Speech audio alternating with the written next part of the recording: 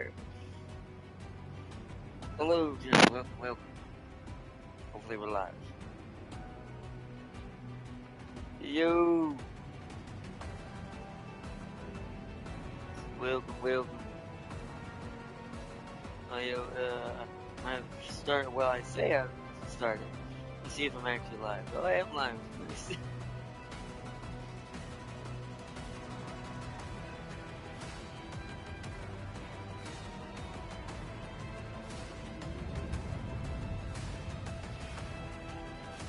But, alright, welcome.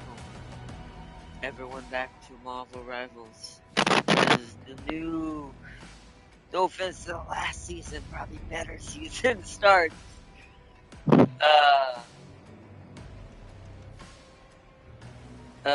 My brain's a little slow today, I'm a little tired. But, and to the Red Reunion. And its introduction, as I always like to read on the very first episode, sometimes I screw up and forget, but this time I didn't. So I could start it on the little, like, thing that starts up. You only get to see this actually once a day. Once you actually close this out, for 24 hours, you can just keep loading the game up and it won't do this again. And there is a button to bring it up manually, but I forgot where it is. But it's on the main screen when you're logging in. But let's read this, and this is probably going to be one of my favorites because I'm almost deeply convinced that something now is on its way because of how many coincidences keep happening. And also references and character choices and things like that. The mutant thing, that's a running thing because the mutant thing is, well, I mean, to be fair, something like, that's why I can't wait to see what the movies do their own iteration on this. There's Marvel, MCU related, because the mutants are kind of the bread and butter of a lot of stuff. They are involved in almost everything. It's like one way or the other, even if it's just one mutant or the whole squad. Depends on the situation. So we are starting to hopefully see more of that very soon in the movie side. But the games have always done this. So today's going to be no different. So let us begin. I'm going to read this real quick and then we're going to load up. What were you saying, Timothy? Oh. Maybe it was the first time cutscene and now you're getting the more repeatable. I don't remember. They do different things with the cutscenes. That I'm not sure when they do those. Because it's been kind of different every season. So. So I did because it hadn't fully updated yet. But then again, I won't know until I X this out. Because mine's still showing for some reason on the XMB. You know, when you highlight the app, if you're still showing Black Cat and Fox, and I'm like, that is not who's out, who is focusing on right now. Well, that's good. So hopefully this will fix it for mine, but I updated it earlier. But anyways, let's read this. As Season 8 of Marvel Rivals arrives, spring is drawing to a close, and a bright, vibrant summer awaits us by the pool. Indeed, if someone happens to have summers as their last, that was really, it's a little dad jokey, but I like what you did there. Because Scott Summers, as their last name. It's hard not to imagine them as a relaxed, radiant person, but for Scott, his entire life has been a harsh lesson in learning how to hold back his light. Unlike the warmth of the summer sun, Scott's brilliance seems to have forced him to bid farewell to any lasting happiness, trapping him in an endless cycle of bitter winters. Though when Jean is by his side, he can really let loose. When he's at his best, Cyclops is the first of the X-Men, the steadfast captain, the ultimate defender of Xavier's dream. I missed this. Cyclops hasn't had this kind of love in a long time. It's like the ultimate defender of Xavier's dream.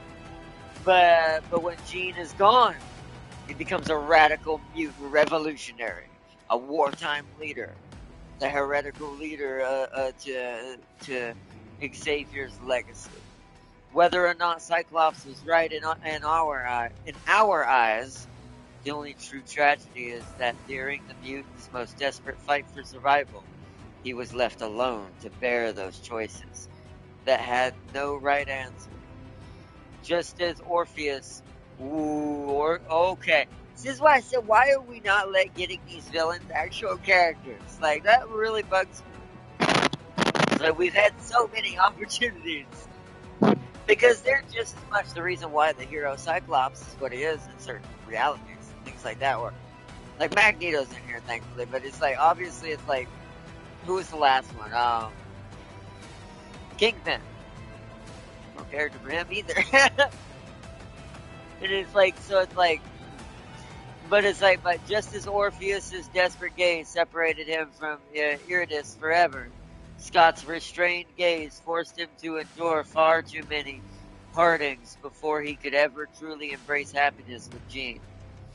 So if the theme of Season 7 was freedom, then the beating heart of Season 8 is reunion. Cyclops is perhaps one of the largest yet, or not largest, longest absent, yes! And not just in their games lore, but they probably should have said in all game lore, because it's kind of true. He's been kind of just gone. It's like Cyclops is perhaps one of the longest absent heroes in our game's lore. At the very onset of the time stream entanglement, he was attending Gambit and Rogue's wedding, only to be swept away by a temporal storm into the 2099 line. Whoa, we're getting that version of him? Okay. Though he tried to keep a low profile, the moment he saw a stranded Moon Girl, that's her name. Couldn't remember her name. Moon Girl's her name. In danger, he didn't hesitate to leap into action. Tragically, this heroic intervention led to both of them being captured by Alchemax. He was forced to keep his eyes open. Oh wow. Serving as an endless, agonizing... They're using him as a power source to the tower. Holy that's really messed up. And see, and this immense power was ultimately harnessed by another child desperate for a reunion, triggering the localized incursion that has spanned our last two seasons. Lunella Lafayette, whom she may known better as Moon Girl, is the smartest person on the planet. She's like the Reed Richards of that universe, right? I remember. Much to the, what do you call it? I can't read today. Consternation of her fellow geniuses. Consternation?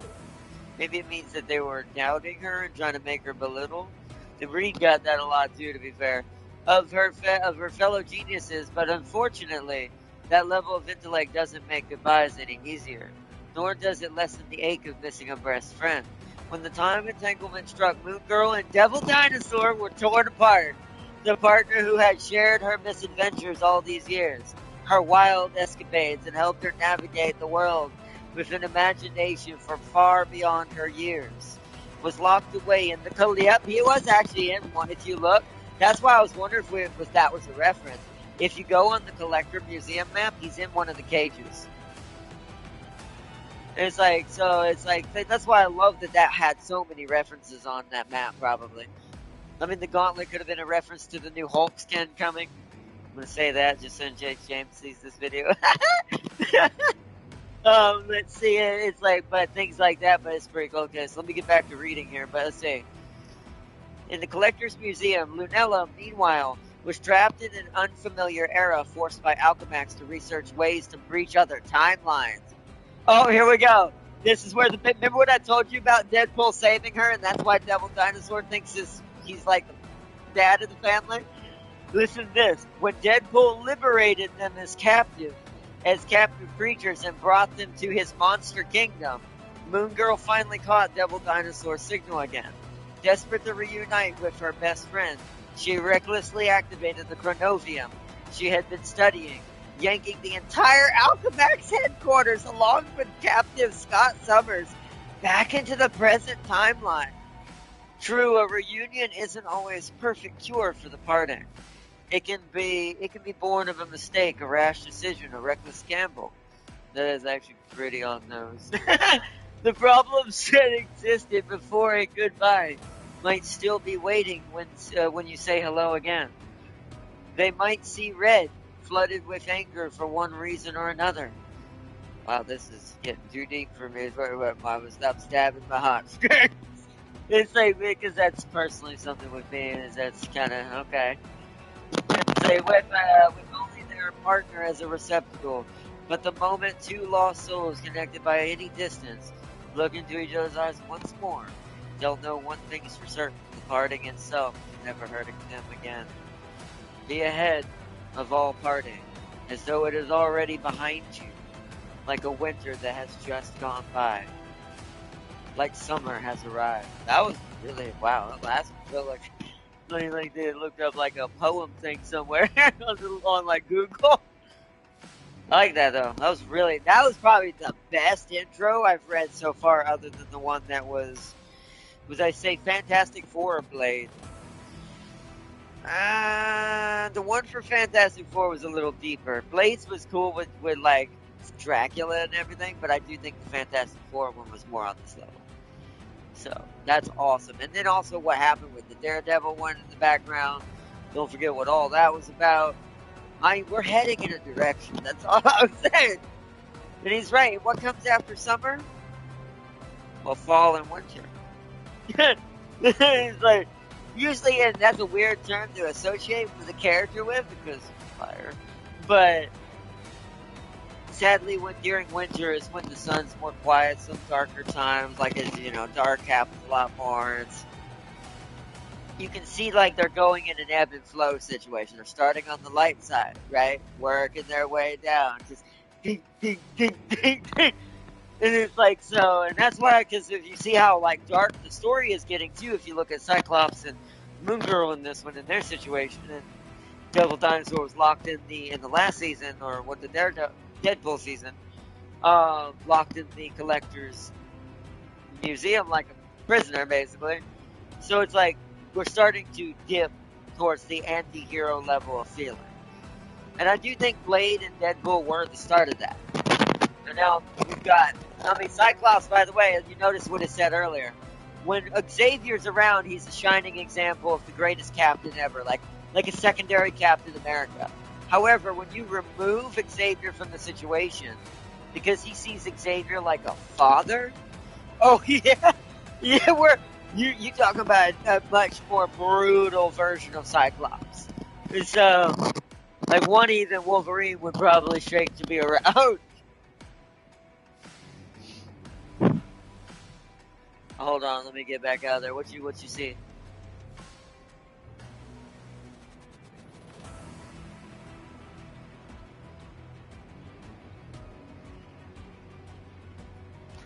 Maybe. Why wait till after his season's over to add him somewhere else? Unless they're going to drop, once again, I have another theory how they're doing this character-wise, because it's always been heroes, and they said eventually, like, they did say originally they were going to do heroes and villains, and anything in between.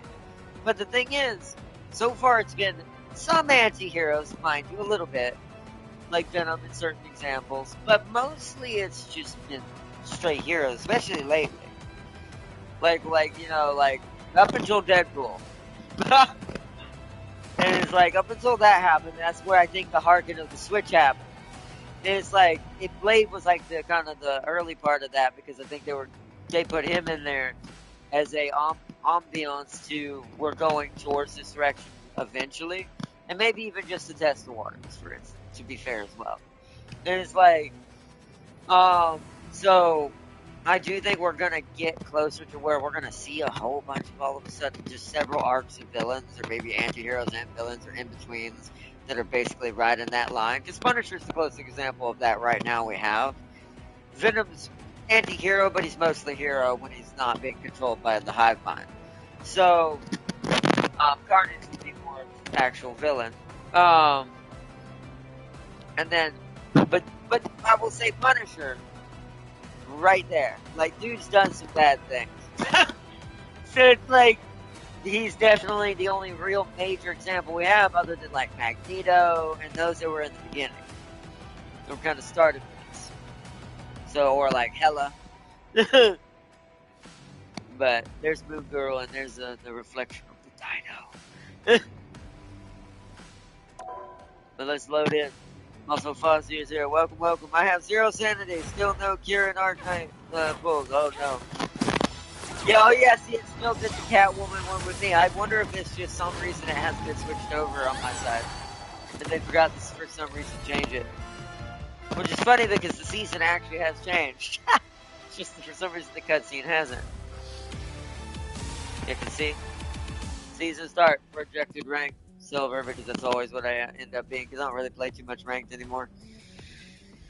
I see join photo op and screening, and to earn limited Avengers rewards. But yeah, the Avengers outfits. Join in the photo op to get 100 units. Watch highlights for 2 minutes to earn limited gallery card. I might have to do that after. Yeah, I want to get it, but part of me is like, should I wait till after the stream? Since I have to watch what you said sounds like the highlights of the video trailers. I could do it as a reaction video, but not on a game. Like, since this is a Let's Play, and I'm in the game, yeah, that's gonna get me a little bit of hype. Or heat. If I was on my PC and we were just watching the trailer, ironically, there'd be nothing wrong with it. Which makes me kind of laugh. That's all I'll say. All new mode. Path to the Avengers. Oh no, Path to Doomsday Avengers, yeah. Because they're doing the Path to Doomsday thing and hype for that. Just like I said before, all the games hype the movie stuff too. It's all connected, kind of like Warhammer does. It may not have official connections in some cases, but like products and stuff, skins, promotions, and maybe releases of characters at certain times. But who are the heroes for this? Heroes, Loki, flexible. Oh, so you can play as Loki against the Avengers. Or you could do flexible and be the Avengers or Loki. Oh, that's a different mode. We might have to check that out in a little bit. I wonder how that works or what you're doing as Loki if you're by yourself, especially. Oh yeah, there's the special one. The Rivals Path to Doomsday one, the one that's gonna have to do with the Doomsday stuff. We've got the Alchemax stuff. Oh, well, we can at least watch. Oh, you can watch. I forgot you can watch the trailers when you go into like the actual like areas with all the cutscenes. We'll watch the Dino one first. I want that skin immediately. That cyber looking skin that she has him in right there. Like, bro, what in the world? I want that. Right, he does. He looks like Grimlock.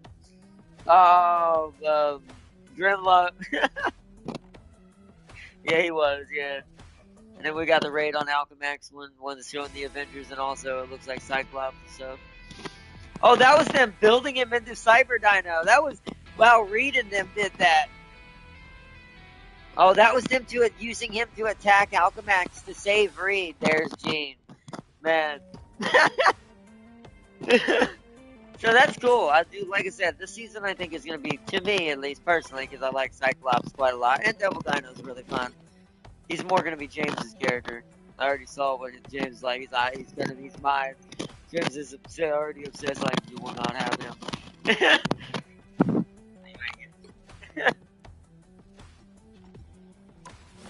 It's alright though. I'm only going to play him today and then let James play, and James going to play him after that was one of his other characters. And I'm going to focus on Cyclops once he gets here. So, oh yeah, I gotta do that, yeah. Original Avengers Team Lobby purchase. Wonder what that is.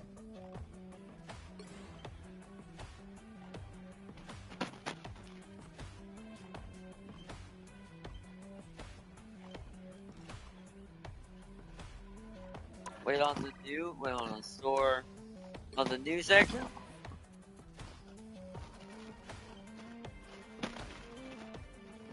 Oh yeah, Marvel Zombies Infinity Hulk. God, I'm gonna show this real quick.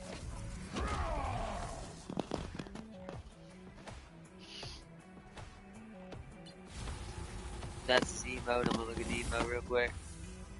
That is so dope.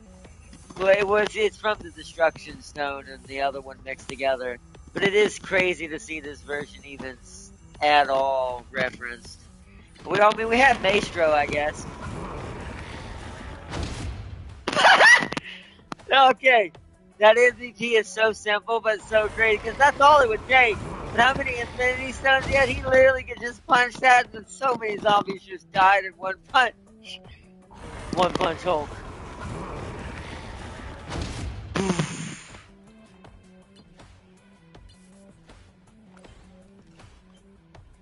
Oh yeah, Monster King Deadpool. That part's still the same, but hold on, let me wait for it.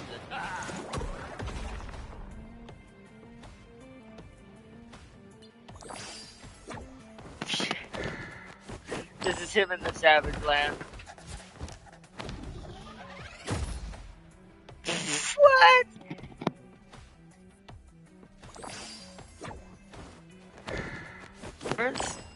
I don't remember what. I wonder if that's who that's been the reference technically, if it's a Marvel reference, or if that's to me. I get a different reference out of that. It's just the wrong color. But that is cool. I like that. That's good. They should. You know what they should do though? See, here's the other thing. You see how he summons like a little broadsword down there in his like emote?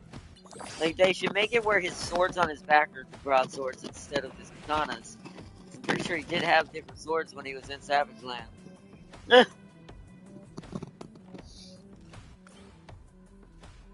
Where's the Jeff one? Oh yeah, Jeff the Land Shark. Jeff the Land Shark. Wow. Jeff has the most great, like, he's like the balancer of everything, right? You're gonna, even no matter how crazy this game gets, like, well, there's also Jeff. Serious and very dangerous, technically, but man, dude did this with, who? There was another one he did this with. Or am I thinking? Actually, no, they gave him the Ratatoskr treatment. Ratatoskr did this. He has a Fenrir costume. Makes him look like he's fit, makes him pretend to be Fenrir. Yeah. But then, of course, the Chrono Arm one, the one that they said that looked like Reed's turn double and do this thing. I want that version of him. He also kind of looks like, what's his name? Oh, look at that. But it's like, you look at it, like, he looks also, what was that, Digimon's name? But he was a different color. He was also a dinosaur with the horns in his second form. He looks kind of like that, too. Especially in this version with the armor on. Agumon? No. Maybe? Something like that. But I don't know. This Greymon, right? No. Am I getting them confused? It's so long because, you know, that was when I was a kid, so, you know. But that's it. That's a cool skin. Oh, my neck is hurting today. Oh, yeah, the Rogue one. Rogue Cowgirl. She has a cyber horse? Okay, that's dope. That made it even better.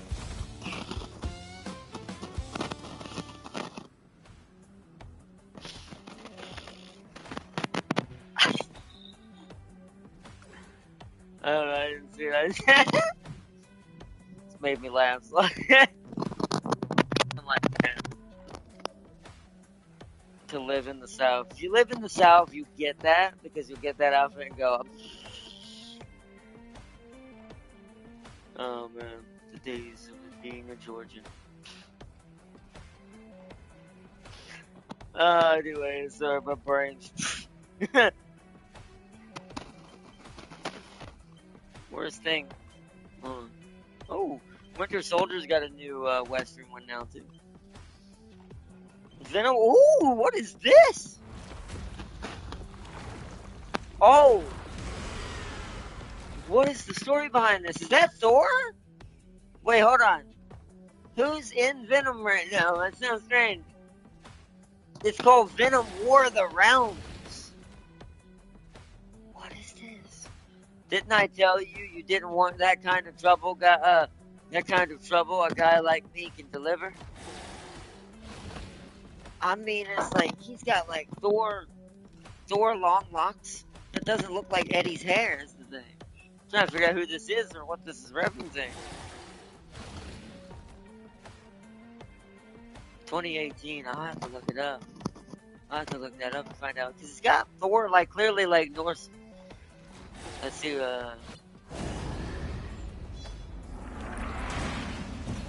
he's got an axe.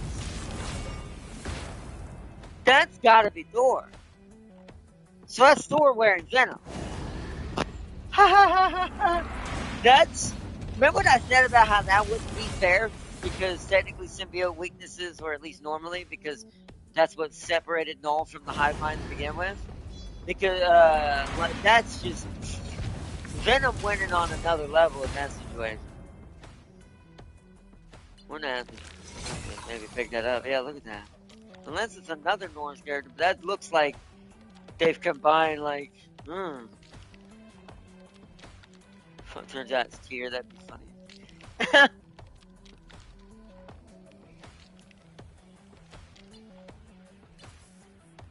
Spray looks cool. That's insane. The skins this season are a lot better too. Like a lot better. What the frick? Elsa Bloodstone? What is this? They've turned Elsa into a maid. Deadpool's dream has finally come true.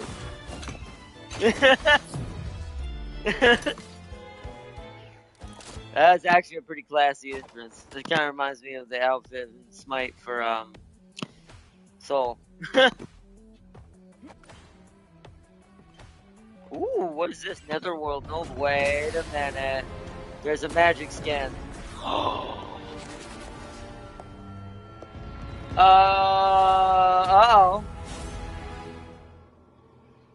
Oh, yeah. Okay, so tell me, Chad, how much on point do you think I am about what's coming out eventually? How much on point do you think I am? Like, that is... Did you see the Netherworld, noble,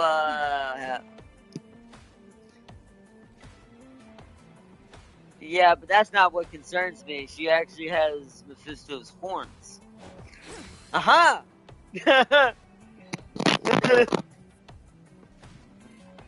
I do Triangle? Well, no, she already had a demon form, but that now looks even more like...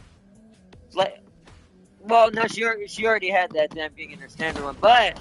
I will say this one looks like she's combined with someone else. See, I wonder if this is her possessed by Mephisto. If so, uh-oh. And this was in the X-Men 2019 version. Number 21. And then who's the other one? Gambit? Yeah, Alluring Ace Gambit. Basically Slanesh Gambit. Like he's full like rogue, just purple energy. Alright, let's see. Let's look at her MVP. Oh. Wait, what was that? What was that there? Oh, yep, okay, so. Yep, because her demon's being controlled by Mephisto right now. That's the dance he did with her in the comic book. Oh, man. Dude, they did a good job with this. I love Marvel Rivals so much. Oh, but that also just makes my theory just want to go through the roof even more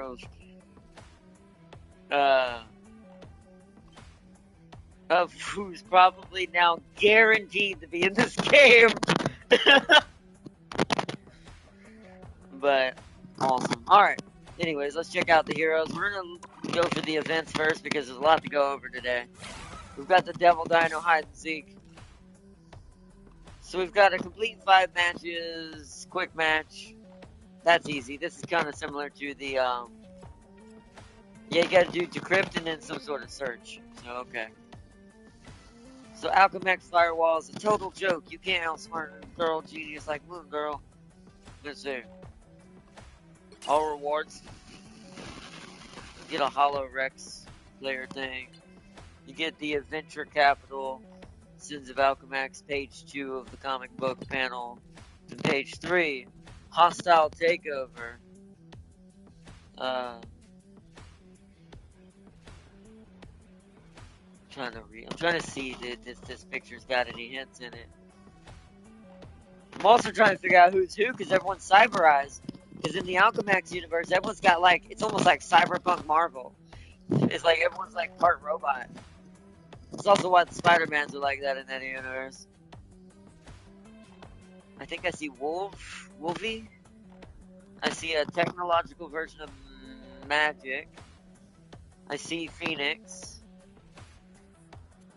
I think that's Rogue and Gambit. It's hard to tell who's standing behind Gambit. Pretty sure this is Psylocke attacking. Not sure who the sword is. Who has a big sword in this game? Oh, no, well, no, it's a spear, though. Unless for that skin, it's a sword. I was gonna say, the angel, what's her name? Oh, I forgot her name. So it could be her. It's hard to tell when they're in their 2099 skins. I think that bottom left one is Emma, unless that's meant to be Rogue. Until I get the enlarged version, it's hard to see it. Actually, it might be. Oh, no. That's Cyber Rogue and Cyber. I just saw the other Gambit.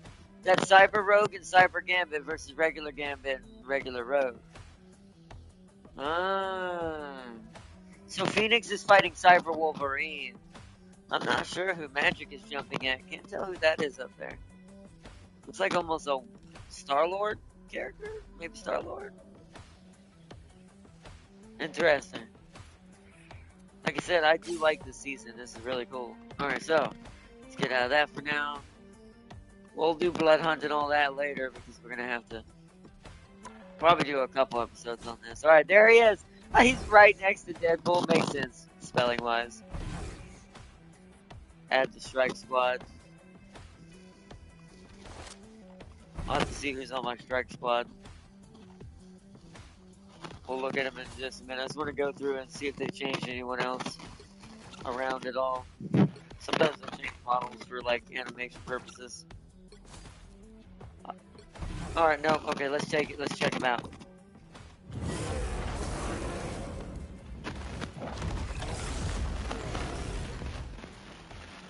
Don't let his name scare you. Devil Dinosaur is actually a gentle giant, but with razor-sharp fangs, a mighty sweeping tail, a thunderous roar, and a force field. And that was a force.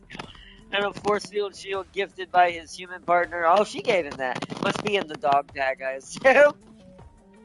The big dog collar he's got. By his human partner, Moon Girl. It's no wonder why heroes and villains alike are intimidated by this prehistoric. Yeah, trust me, you want to be intimidated by this thing. Trust me. Don't underestimate him. He is innocent because he grew up with Moon Girl, a young girl, basically a little girl, as his owner. And no idea of what his species is. So. And then, of course, we've got is that pink version? Oh, well, James is going to be happy there's a purplish pink, and although it's green, he won't like the green. But, let's go to abilities. Primal Bite. I mean, he's a T-Rex. Oh, and it bleeds them? Oh, that's messed up. I know you told me that earlier. I didn't know it was the basic. That's... James is going to be a menace with him. I actually might play him a couple of times as well when James isn't playing him or he decides to mix it up. Because you know he's going to play Infinity Hulk at some point. Could you imagine Hulk and him on the same team? Dear, no. That's going to be nightmare fuel. Let's see. So percentage damage. Let's go to his L1. Nope. L1. Oh! James might have to share. Just a little bit. Dash forward and pounce on your prey with a vicious bite, applying bleed. So wait, how is he grabbing him? Hold on, what is R1? Oh no, that's... What? Dude. Wait, what is he? How is he grabbing them? I think there's a part of the L1 that's missing. Because he grabs them in his... Maybe, well, yeah, but then he did another pounce. If you wait a little longer, he like... Maybe it's a distance thing. Maybe if he's close to you, he grabs you in his mouth and you can pull him back. But if he's far away, did you notice he jumped at him? Because you gotta let it sit there for a good minute. Because he sits there, you think it's not gonna do anything, but then he goes whoosh. So there must be a distance because there was the cooldown, yeah. So it must be a distance-based thing. That if he can literally Fenrir you. Fenrir does that, where he can put you in its... Tam King saw this earlier. He can put you in his mouth and just carry you back to where you can be ambushed by his team. It's terrible. That's gonna be so trolly. Over a literal Tyrannosaur-sized Fenrir. Fun. Especially if I'm not playing it. Then you know he's gonna be so hard to get. Press square to activate heart-shaped generator. To expand a spherical shield that blocks incoming damage. Enemies caught within it are slowed. Is that what he used to stop Tony's blast? Yeah, because it blocked the bullets. Punisher can't shoot him until he gets too close. That is... What? Dude, this dude is gonna be the new Blade. Blade used to be the most famous, like, just jump up on you and the life steals enough to just fight his way through. Nah. This dinosaur can deploy a shield now and just walk up on you that by the time you're able to shoot him, you're in biting distance. That's... And then R1, well, let's just unleash a flurry of continuous bites, which you know, I've noticed when they first do these characters, they forget to put all the description in there. He actually fires a laser first. And, oh no, they fired L2. Let me see, is that it? Oh! So it's showing the combo. So he fired L2, and then he did R1 to do the frenzy blade. He's got a Fenrir basically slash, like I was doing with Circle.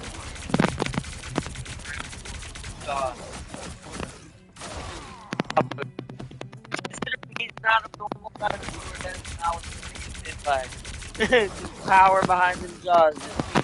I think it hurt probably an Astral.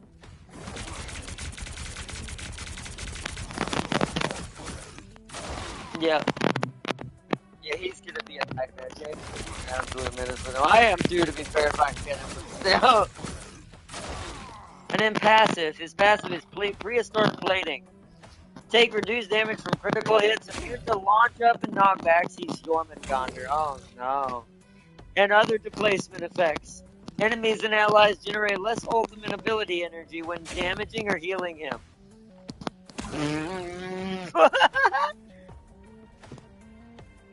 I mean, it's fair that the healers can't feed off me on my team, but it's also funny that...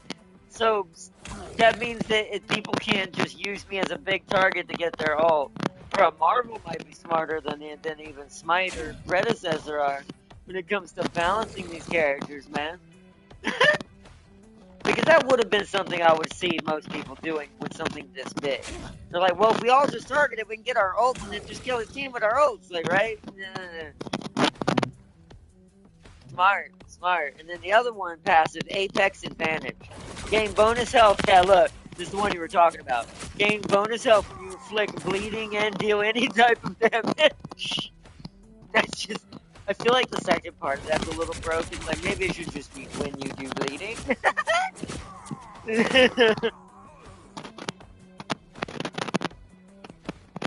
Yeah, you ain't gonna die. No, yeah, Jeff's gonna make... Remember, Jeff's from the Savage Lands, too.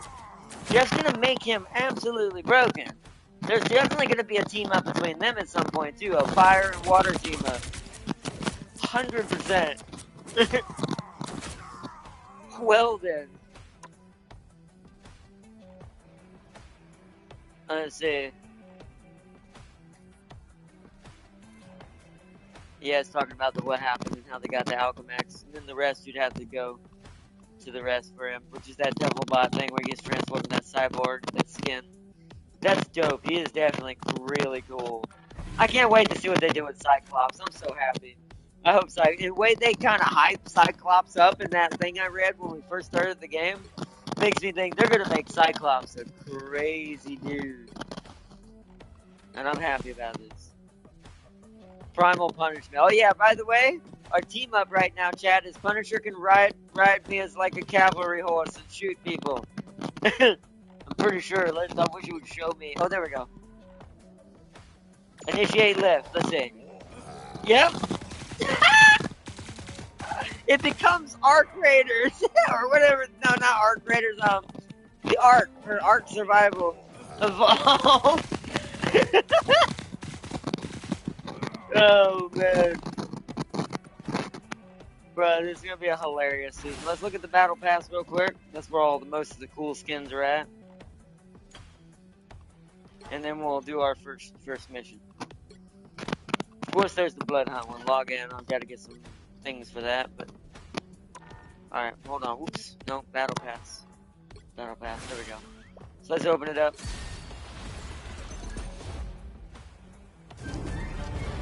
We already saw Jeff, so he's part of the luxury. So we've got a Silver Spark Johnny. We've got Unworthy Thor. Oh, that's cool. He's got a wood hammer. Oh, but he's got Bucky's gauntlet. That would have been funny. I wonder if that's a reference. That armor looks like the one Venom's wearing. I wonder if this is the same. This led to that somehow, or a crossover of that. It's a cool skin, though. Yeah, but yeah, I mean, they had already introduced Venom as like the MCU side, and they did kind of count it as a separate right now. I'd be like, yeah, probably. Also, one of his quotes, his Gore was right. Wow. I mean, Tim King might not be far off, at least on the game, anyways, but this is definitely a reference to the Venom skin in the game, though. Look, he can't lift Mjolnir anymore. Oh, I get it. Unworthy Thor. Oh, that's... What did he do? Oh, that's sad. This season, I'm telling you, chat, we're going to the darker side of things. Like, really strange that these are all the picks. And then, of course, the crazy old Westerns. Look, now Mantis got herself a nice looking old Western Jade Starlight Madonna outfit. Oh, what the hell? Untamed Overlord Magneto. Dude barely got anything left. He got ripped apart in the Savage. This is Savage Land Magneto. Oh, I see. Dude is running around like Tarzan almost.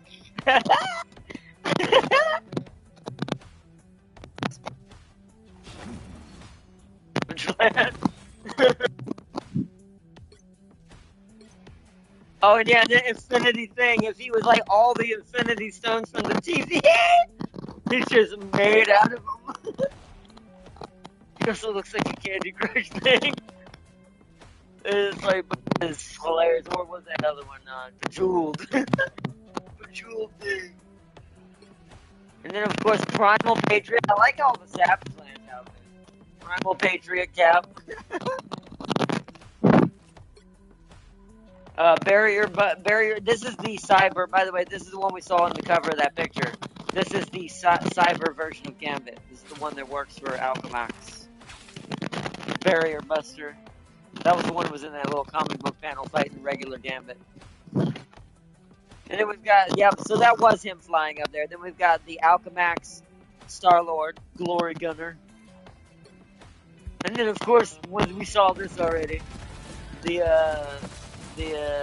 old Western / Southern girl combination of Rogue in a cowboy outfit, or cowgirl. Although I could argue, like, what outfit. But anyways, and then this picture, Alchemax sitting and talking with Doom. So that's the main one. Because you always get the main one in the past. Into the past to get the main one. To kind of see what's going on. And to get hints of what happens next, usually. So, interesting. I do like this season. I'm probably gonna splurge a little bit because I'm gonna be canceling a lot of stuff that I'm not gonna be paying for next month to save up a lot of money. And these season passes are barely $10, $15, so I'm gonna get this next season as soon as the month ticks over, so I can always have this season and work on it because I like this one.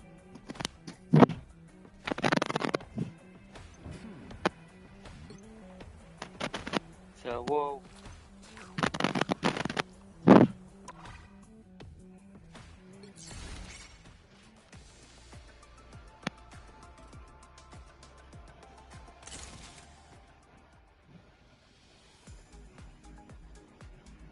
Oh. Do we know what skins we're getting though? Well, no, it's showing their default skins on the right now. But when it's on them, how do I see what skin it's gonna be if they win? No, those are the default skins. Damn king.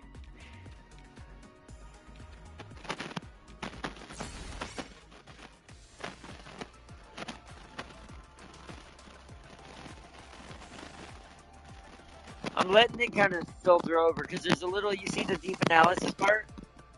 It's like I wonder if it's the costumes are in there. Let me look. No, I only see 3 in there. That's it. That's a pack.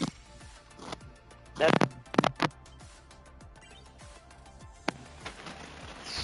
nope, it's not in there either. So I wonder how you would know. Is it full index? No.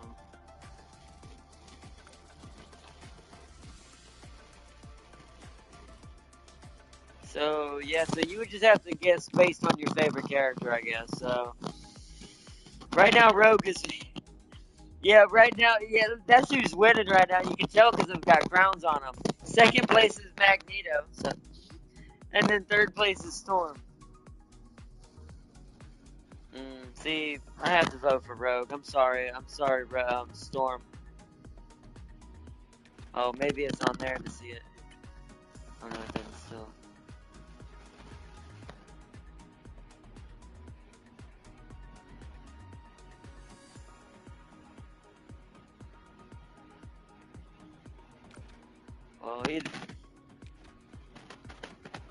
Either way, I was like, as much as Psylocke and Storm are badass, I'm sorry, ladies, but I have to vote for the Rogue. I am biased completely. Alright,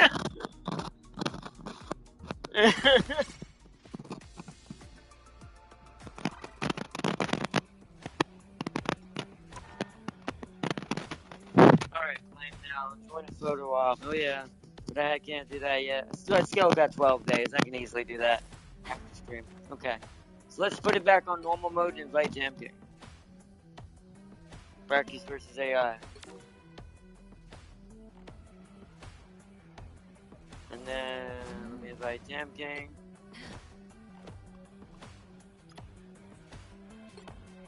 I did, but I got, you know what I do gotta check though? I gotta check see who else is in there, make sure no one's in there competing with him.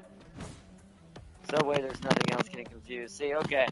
So yeah, see there's a Vanguard. Yeah, see, Strange was in here competing with him. Get out of here, Strange. Not right now. The others don't matter, they're in different classes. They're always gonna be on top of their own, like, section. So now he's the only Vanguard who is my favorite Vanguard right now. Still doesn't mean we're gonna get him, Jet, but we're gonna try. I don't know where he is. We're definitely not gonna get him unless there's some effort we get lucky and everyone is still getting in here. We're definitely not gonna get him on the first try because I don't know exactly where on the top he's gonna be.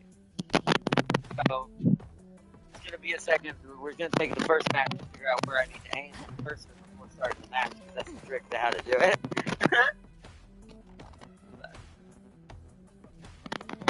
You see, biologically speaking, even if you raise a Rex from an egg to an adulthood, it would eat you. Less likely, but still, yeah, because it's not a real Rex. You gotta understand, he may look like a T-Rex, but he ain't a T-Rex, technically. I'm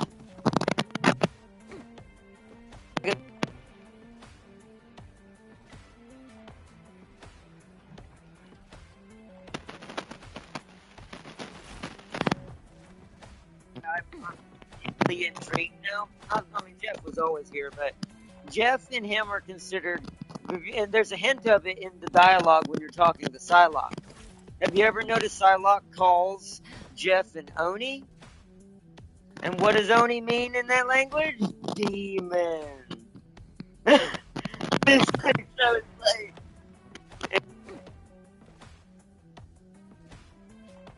like they're amalgamations from something else. But that's why I'm like, man, just trekking that way. At this point, I might as well, if I had a theme or a soundboard, dude, just have a soundboard.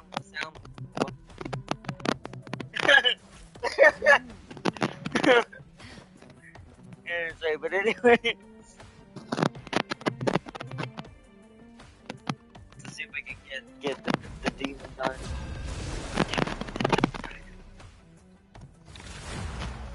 The Dino, who is technically probably pick your hero or villain. I'm not judging. Yeah, so it already got him. He's right up here above Banner. Okay, I'll have to remember that. Just told you we wouldn't give him the first try, Jack. Ooh, pick me! For what? We're gonna go Punisher. I'm the Punisher. Oh, I gotta choose. I'm gonna get in trouble. Rival Guardians, here we go.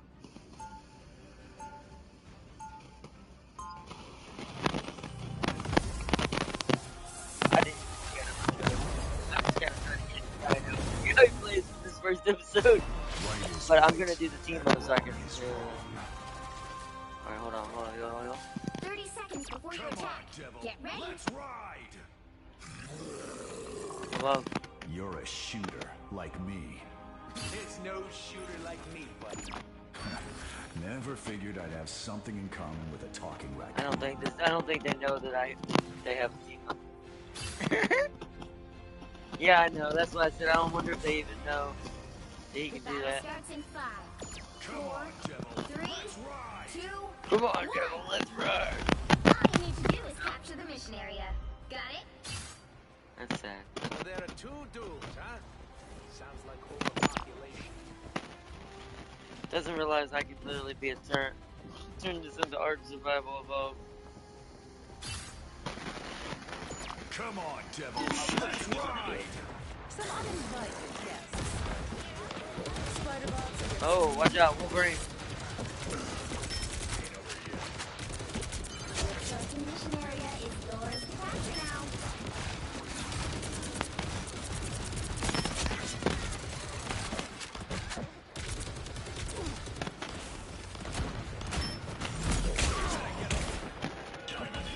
I'm good to go. Mission area is yours. Come on, Devil. Let's ride. Everything is mine. Did you even train? Where is that back? Monitor this location.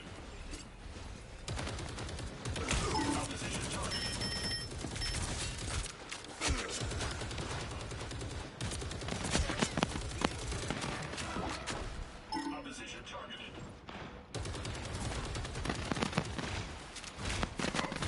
More packets. Just one.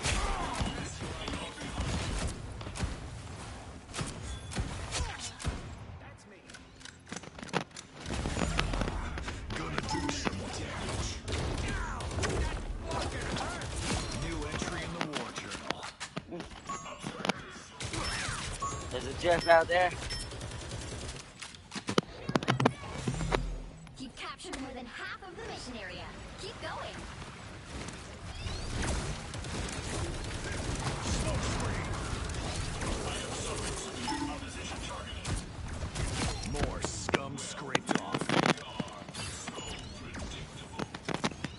Let's There we ride, go. big Yeah. Oh, above. Above. Yeah, so he can't leap while I'm on his back. Oh, that's sad. That's sad it won't let me do that. Battlefield ready again.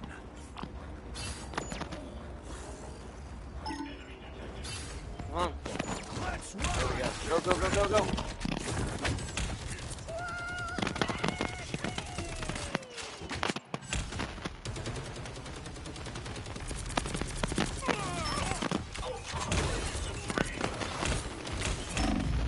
Oh, am I allowed to use shotgun? Yeah. Ah, no. Oh, there. Let's try that next.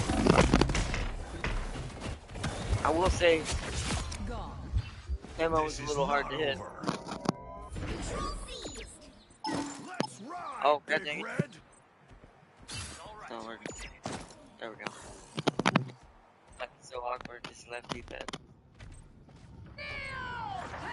Glory is almost yours.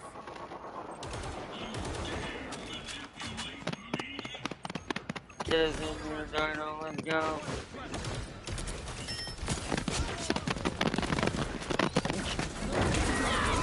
Oh, they have their own Dino.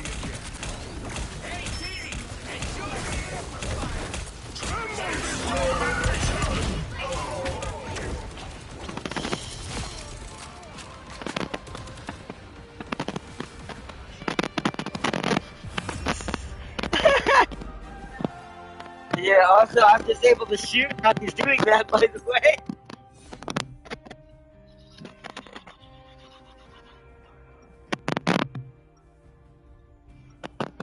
But that is hilarious. See shades of gray. Come on, devil. Let's ride. I like that I can use shotgun and machine gun up here, too. I didn't realize that at first. 30 seconds before you attack. Get ready. I need to see if my ult works, but I gotta see what my buttons are. Maybe that before the match starts. Where's my L3? So L3's there, where's R3? There, okay. I have chosen to help you transcend what your genetics allow. If I wanted to The battle starts in 5. It's funny, he actually, like, rotates his leg and, like, turns himself on the side. All you need to do is capture the mission area. Got it? Alright, let's go, everyone. I'm Do the center. Hellfire Club royalty. This is beneath me.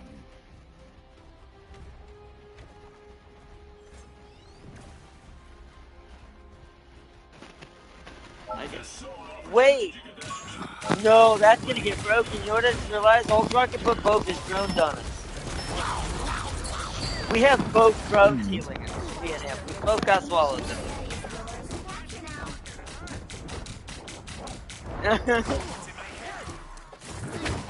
Judge, jury, executioner!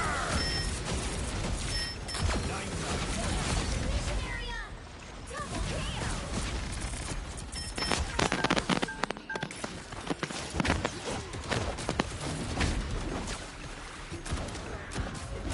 Come on, Spidey.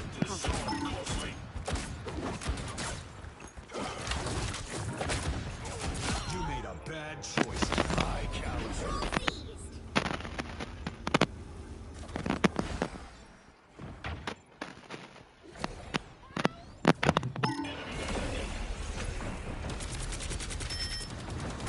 Did you see that skin Iron Fist has?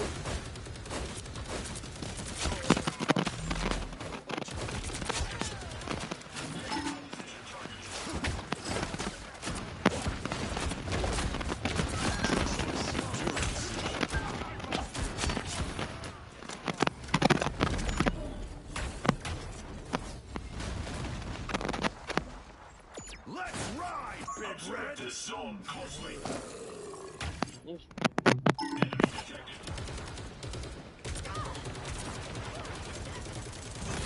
Better make this count. Don't mess with the amazing Spider-Man! Oh shit, that's a bad spot. Oh, Rex. No. He's down. Oh shit. Shit. Keep healing. Keep healing, guys. Keep fighting.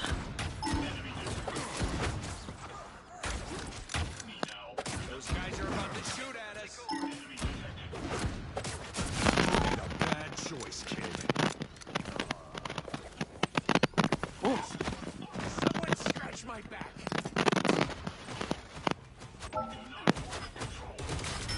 Battlefield ready again. Tremble before fast!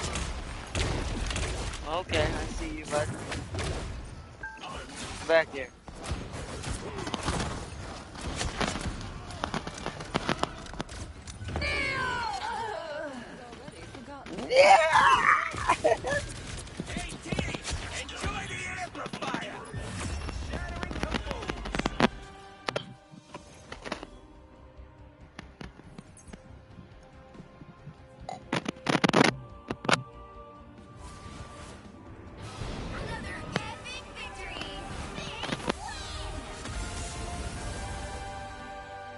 He does more damage now if you can maintain your laser properly.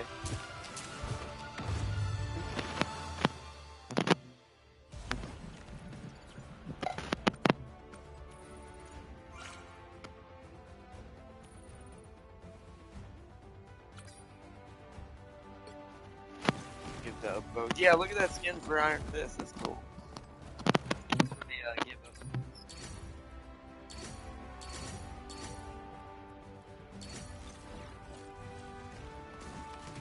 him. The panda raccoon. Also, the raccoon panda. That's the ESU skin. Is what that is for him.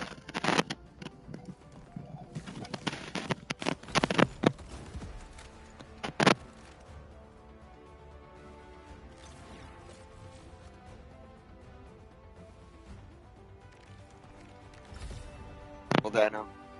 See what they did. This way we still also get to see the character in action firsthand on the screen, just in case I don't get to play it. We usually at the end we'll do is create like a lobby with just all bots and being dead pick, so I can guarantee it. But I see what he did there. Yeah, he's gonna be insane because that L1 when it's almost. And Farseer will get this. It's like, this clearly this dinosaur has an energy sword in its mouth. Because it like medium range for the L1 dash, instead of him leaping, he'll just lunge at you and like chomp you.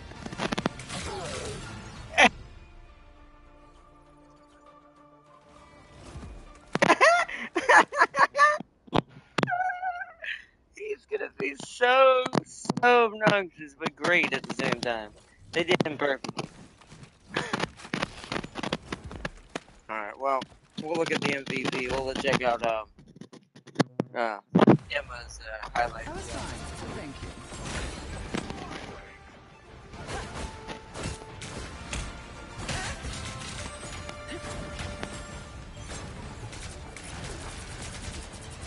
You were beneath me.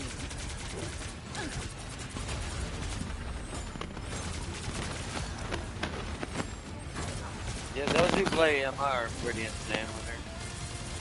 They're pretty consistent with that laser too, because sometimes it's a little hard. Since it's not like Jeans, it just locks on. You gotta stay on your target.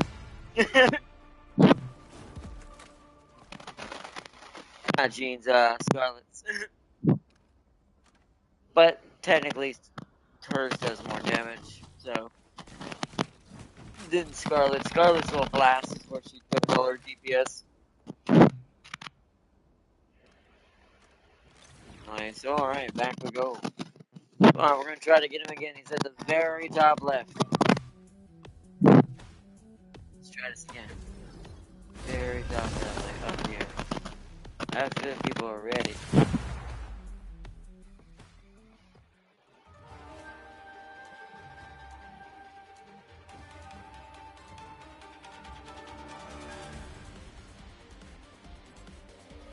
You'll need a top-notch team to win this one.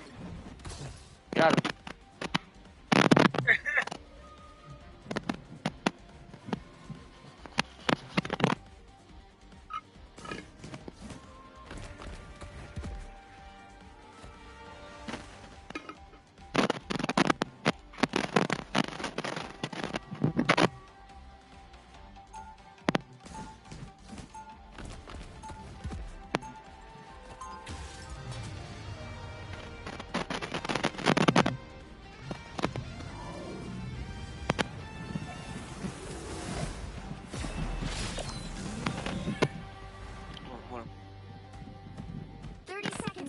Oh no. Question, how far with Deathstroke? Let's ride. You know my weapons can still How far when you're invisible. will Deathstroke get if he was in Marvel? Deathstroke has Captain Strength, But in this business, Wolverine that can healing, change in a and heartbeat. Batman I'll intellect. be sure to remember that. They If have it to does, give I'll Batman be ready. plot to Battle starts even in 5, beat him sometimes. 4, 3, 2, 1. All you need to do is capture the mission area. Got it? I Technically in real life, but I can make this work. it's like I think but I will say as far as Marvel is concerned, Yeah, I do think he'd be like a Doctor Doom level event.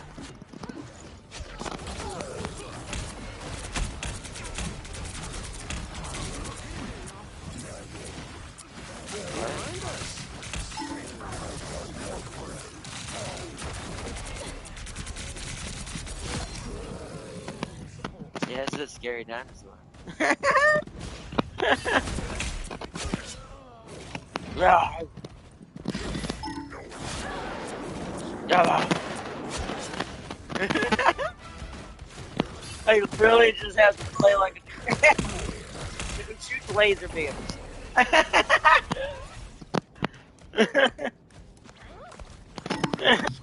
Yeah, it's literally it's like Marvel's mini Godzilla. I didn't even think about that. Wow, look at that. Like, look at that. Hey! Whoa! I missed.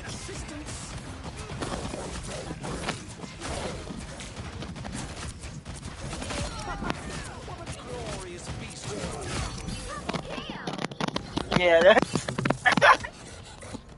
He reminds me so much of a giant Fenrir. And since I just played him earlier... Well, he can just sit there all the time! He blocks it! He's so big! Well, stand here. Try and get through. Where you going? Oh, wait, where are you going? Hey, you got silly. Oh. Let's ride. Oh.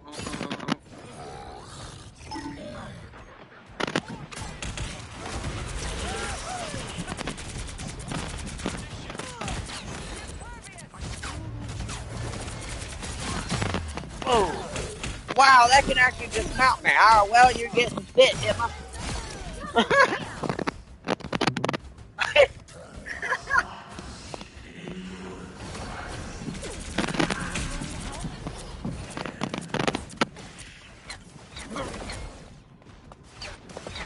Pretend to ski Dora.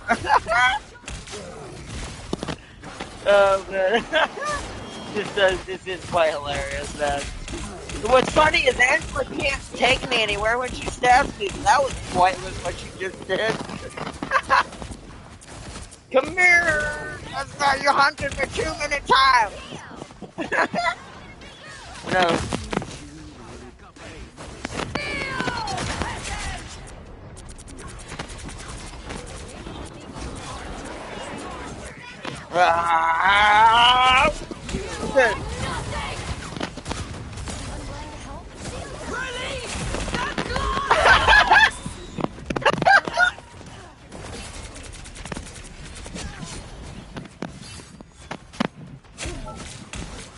This is turned from Marvel to Lost World, the movie. Oh, I might actually die, but they ulted me. They all ulted me. They're like, no, we're done with this.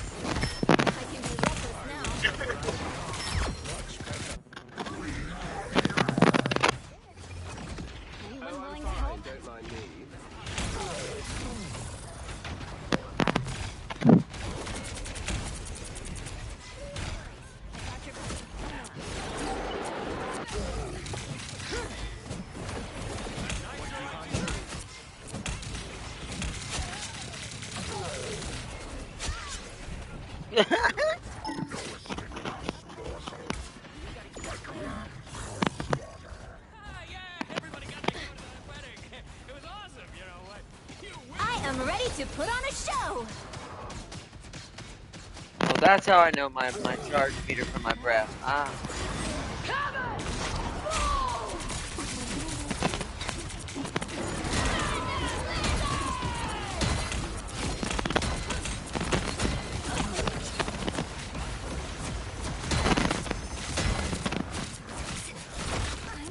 Oh!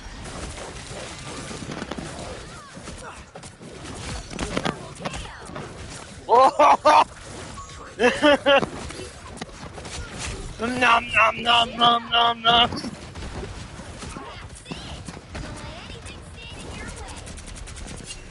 Who can't stand the Godzilla? Ah,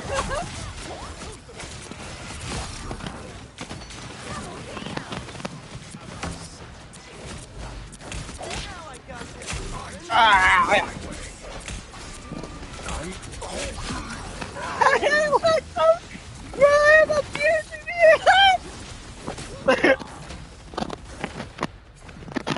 This is what happens when you have a T-Rex. We've got a T-Rex. Spare no expense.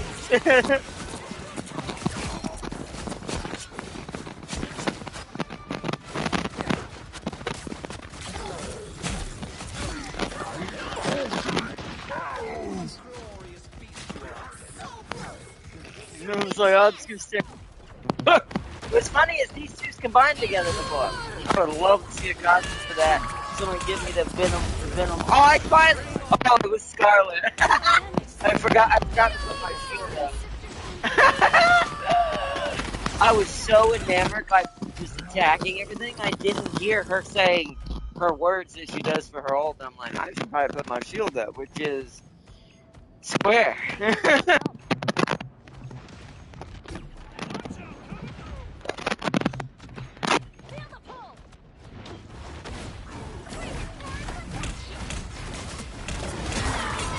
There we go again.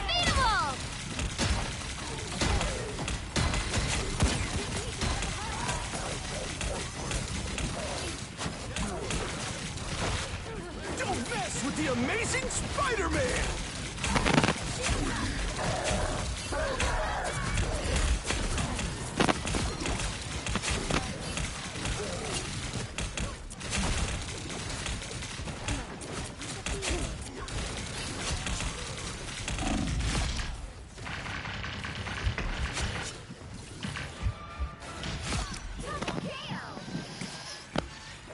Months.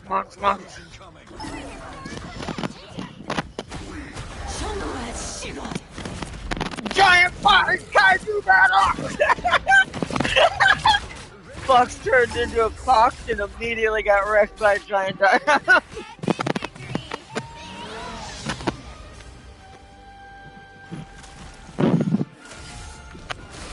Oh.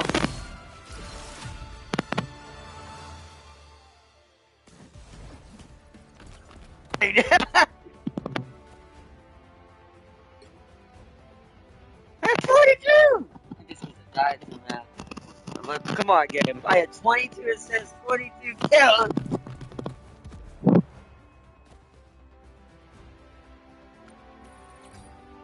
That was dope. He is a great, but maybe slightly powerful character. Like if you like focus and you know you need to keep attacking, well, think like a T-Rex. Like if you you pick your food, you go for it first, then you change to the next one. If you do this and use your abilities to block things trying to shoot you from the side, like the shield, like I should have done for Scarlet there and forgot. But man, he's a crazy character. Let's look at Tam King's highlight, then we'll look at ours. If I'm being honest, he would work for Doom. Oh yeah, 100%. He'd be Doom's best asset, guarantee it. Like, cause him and Doom have that genius mentality of trying to foresee the next like 14 steps, 100 steps ahead, 1,000 steps ahead. The two of them would be a scary combo.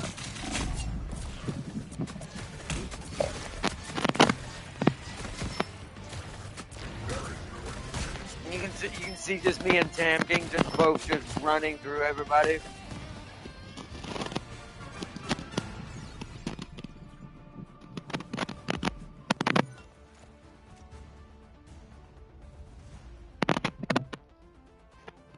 Yeah, I'm just looking to mainline him because I want to see what they do with Cyclops, because I know he's going to be like the duelist, which I prefer duelists anyways. He's going to be probably different. He's like maybe have a comment, something similar to Dino's, but an ult. Maybe have one giant like he'll overload his eye vision and just.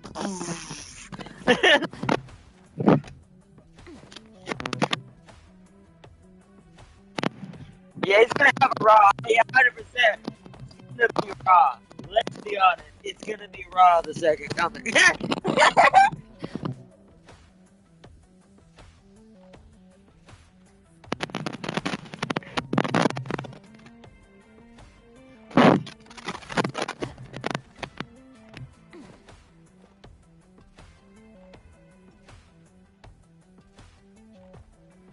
long one tonight. It's hard 30, but we're not gonna do a long one. It's already 8:30. Plus my headset's being extra ornery tonight, it seems. But let's try to get him again and see if we can do some more damage. If not, we're gonna always default to Punisher just so we can just shoot the enemy from the back of a giant T-Rex. But all right, let's get in there. Cursor needs to be like right there. Puts me a little bit in the general vicinity as where his picture is gonna be. Your cursor does get remembered. A lot of people don't think about that. Okay, there was a little lag there, but I got it.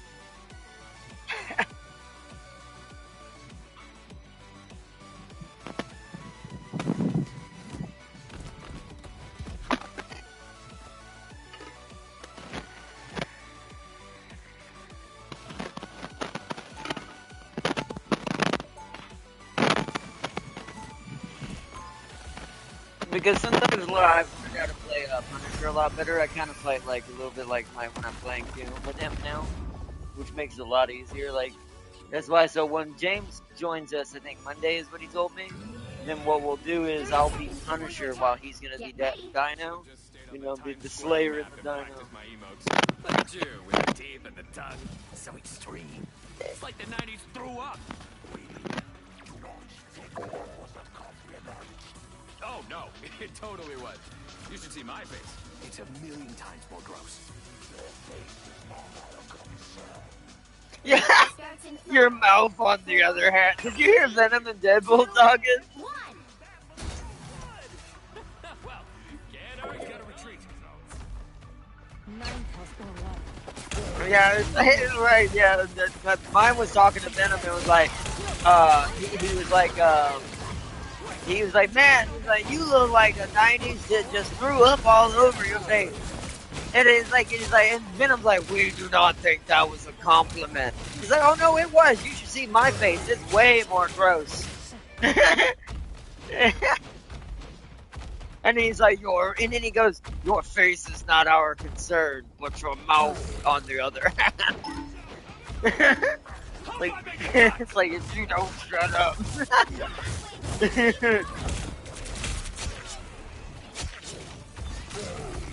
Dino Ringbird. I've been frozen. I've been put back. The Ice Age has come. So many jokes.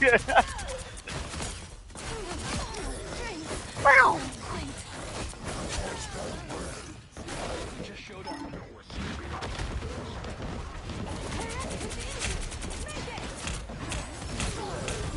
Yeah, he's good. He is anti-Hulk, man. Because the bleed adds to taking Hulks to health count.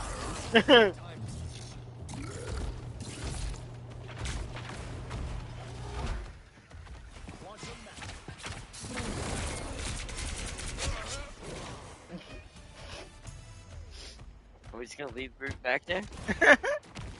Oh, hi, Venom. Yeah, all the tanks have a... I almost wonder if he's like so good as a tank, he's just bodying the other tanks. Because the tanks have a hard time fighting him. The other Vanguard.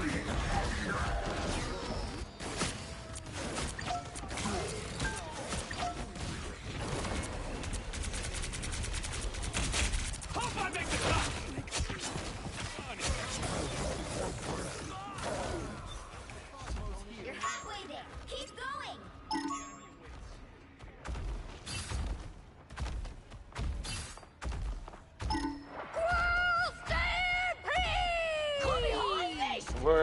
We're bringing Brute up the ramp. Almost there. Don't turn back now. Don't worry, Adam. If you keep me healed, this Dino can single-handedly protect this tree, man. There we go. We're made it to the checkpoint.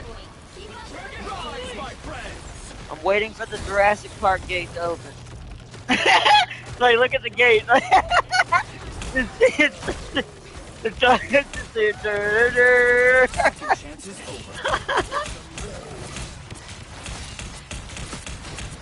Your powers are mine!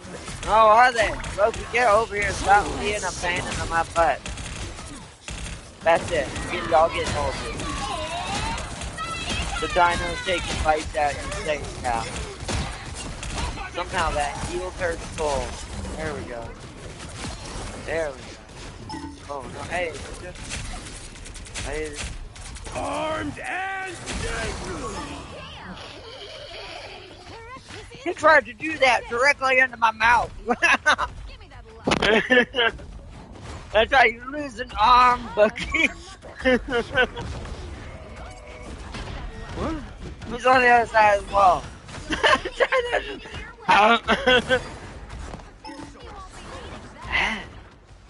Hey! All of you back here, turn around and look at me.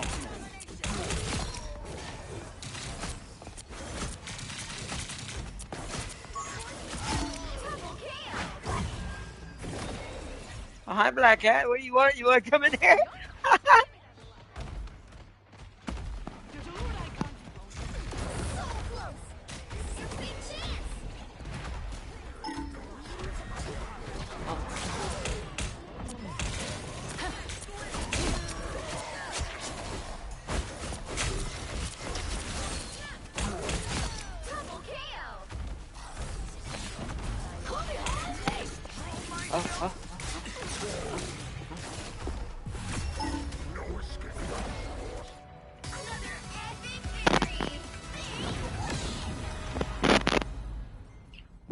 I feel like it's a lot. Like, it's as long as he's on the team and they know to be aggressive with him and know at least know where the limits are, even though there's not many. I do think the duelists are his weakness. They have to focus him.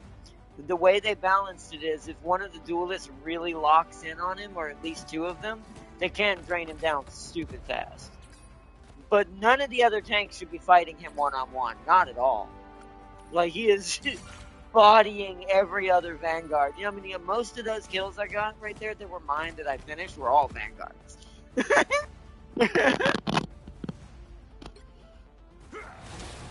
gonna give,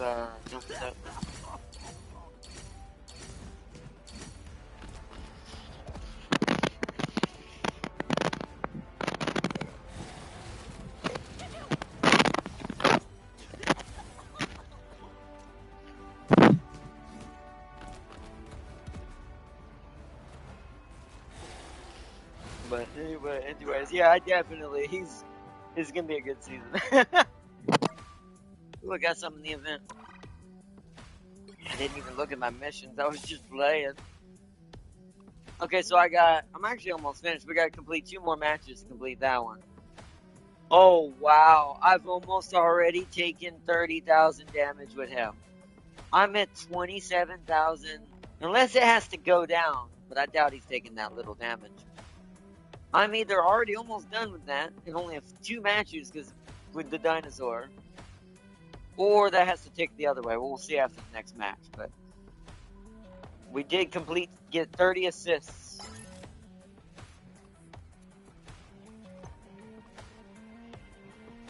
Alright, so we need to do 2 more matches for sure to get that done. I'm pretty sure it fills up, not ticks down, unless this one reverses. Also, the ESU Open, I got that free Moonstone artifact. It's the Norn Stone.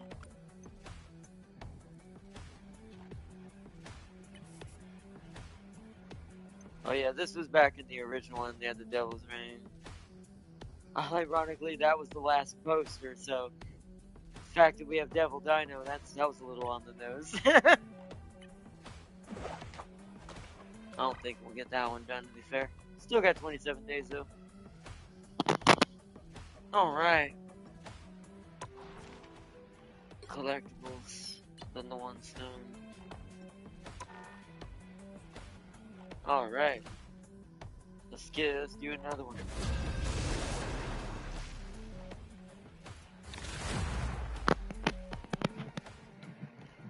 All he would need to do is look at Hulk You'll and need a gun. top-notch team to win this one. But yeah, I'm fast. I've learned the tricks.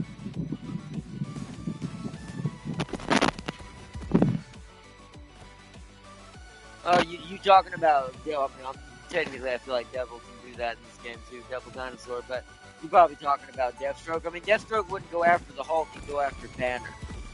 Like I said, it's about the intelligence Deathstroke has. You give that along, combine that along with the intelligence Doom already kind of has in that way, it'd be a deathly combo. There would be literally a time, something on this level, like it'd be a cataclysmic event. Because they both create something so atrocious, probably, with their intelligence combined, that almost maybe they couldn't even control it. Guarantee you that's what happened. Or they would cause some sort of event that they weren't intending because they were messing around with too much. Oh no, Jam King's, the Venom Cream is here again. The battle starts in 5, 4, 3, 2, 1.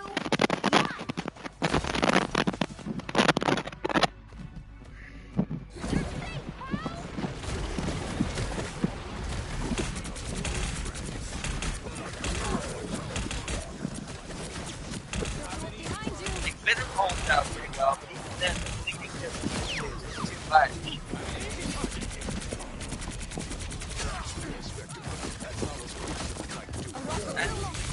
Unless they start hitting me first, I'm gonna win that.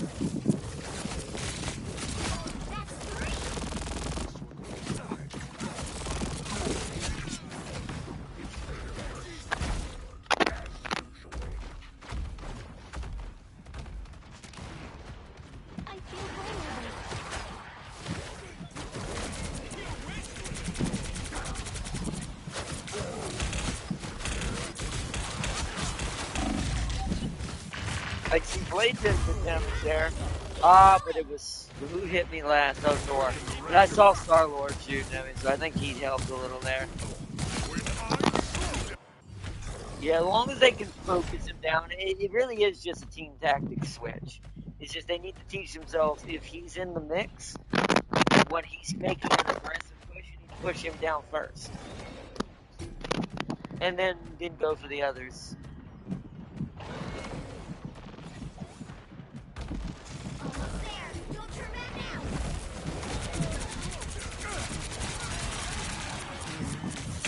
Oh, well, unless the AI gets their own. Because that's a bit of a problem. Oh, I just too many. He had too much health.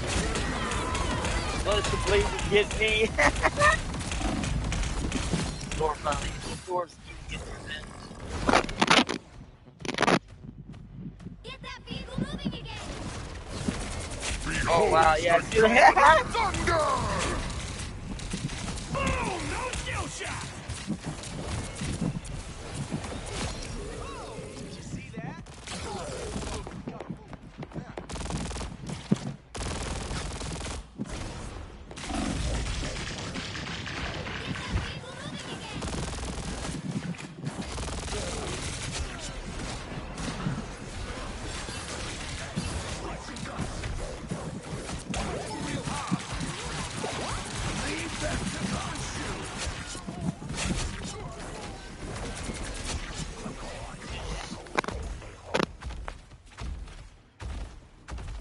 I don't.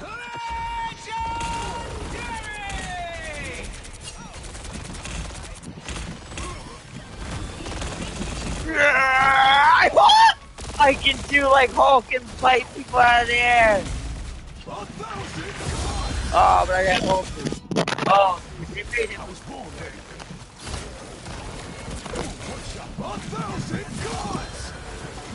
Us against the world.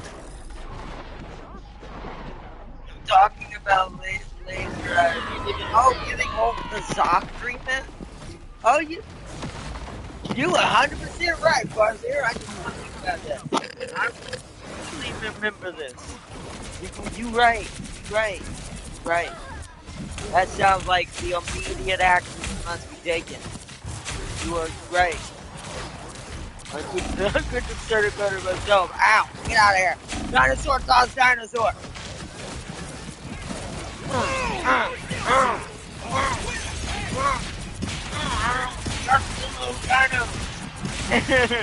Yeah! Still got an aim. Sir! Come here! You got that one. Oh, he's coming at ya! I'm not afraid of your damage. You're halfway there. This was a hell of a fight this is happening right there. They're upstairs, watch out.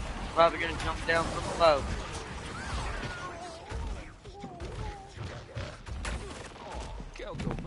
Yeah, our movement is pretty good.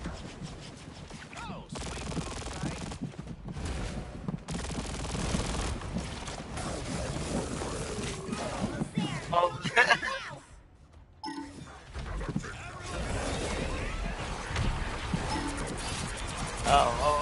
Oh no, he grabbed Jet King. I got him. The god of thunder!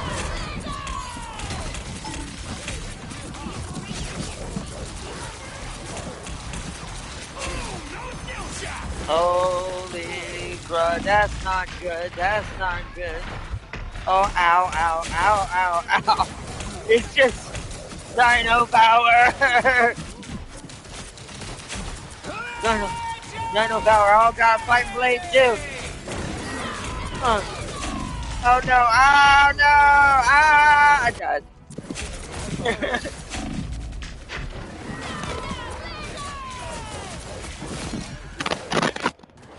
Oh, he had his ult, that's why. Yeah.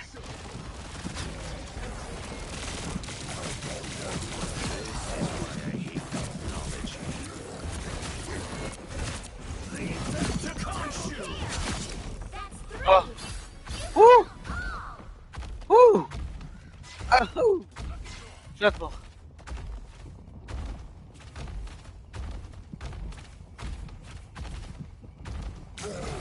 Whoa.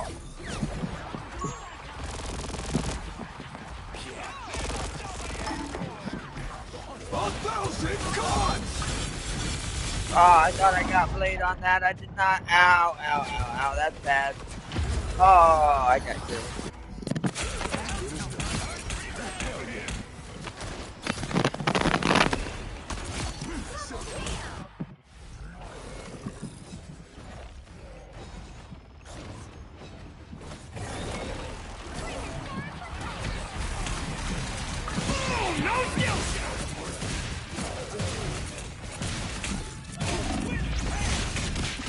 Oh, that's not good.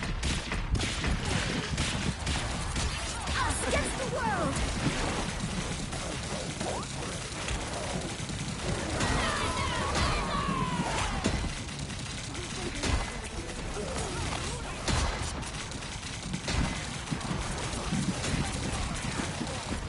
Frickin'! Get that goal! Get her? Okay. Ow! Ah!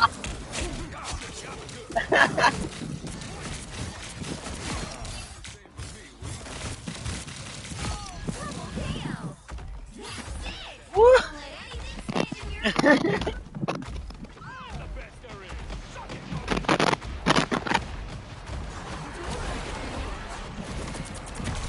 Oh, grab it.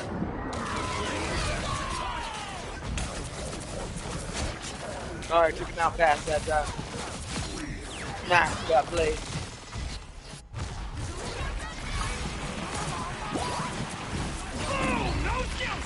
Oh shit, wow! Who actually killed me? Oh, it's Deadpool, okay, alright. Showing off. Okay. The AI actually pulled some crazy stuff with Deadpool right there. But that kill cam said, I'm on my way. Dino speed. Oh no, they pushed us back. Oh, that's bad. Oh boy.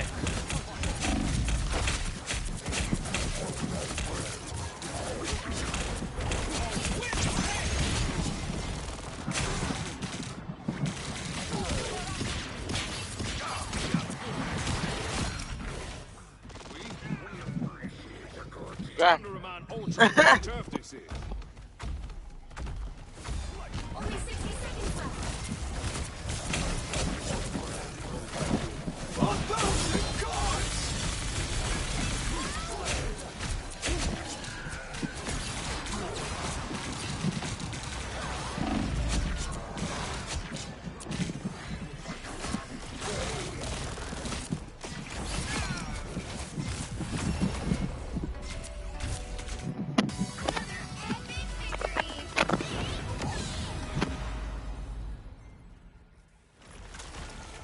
Wow, somehow Venom keeps getting MVP. I really talking about laser. Oh yeah. I don't know.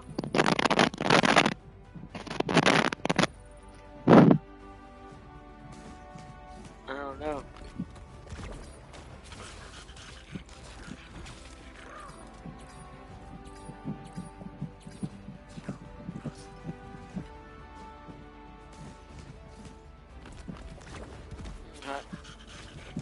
I don't know.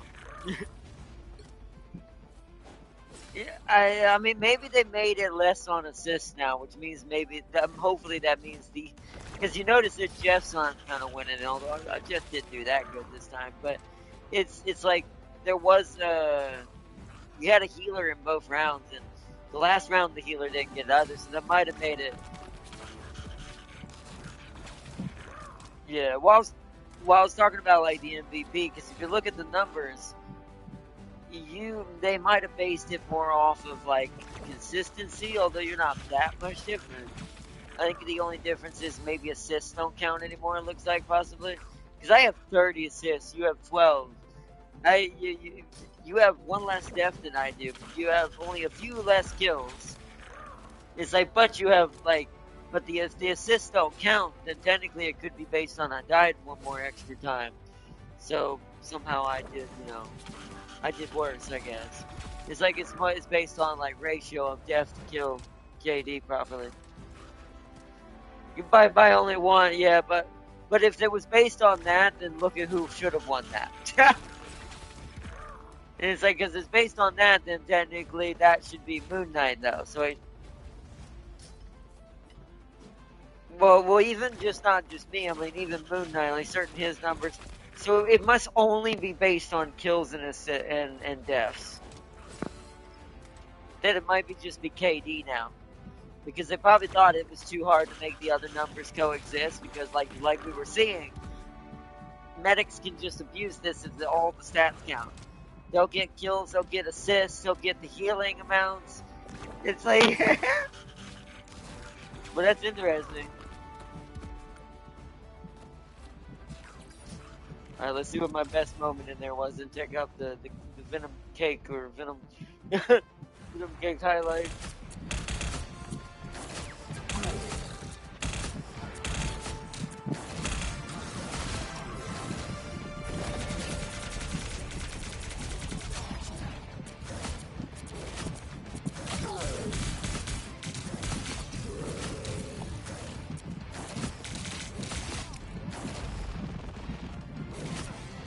Yeah, look at that. Was when I got that basically almost quad.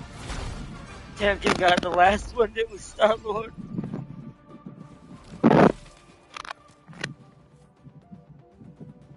While we're on the topic of dinos, what if we introduce 100 Triceratops?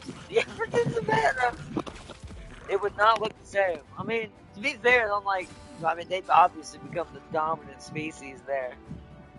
For even as a herbivore, because no predator. I almost think they'd have to be hunted by humans again at that point, because my brain goes, they get out of control, because there'd be no predator strong enough to kill them.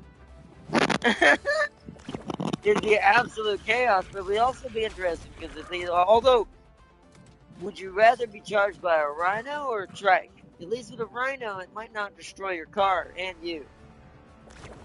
Trikes are big.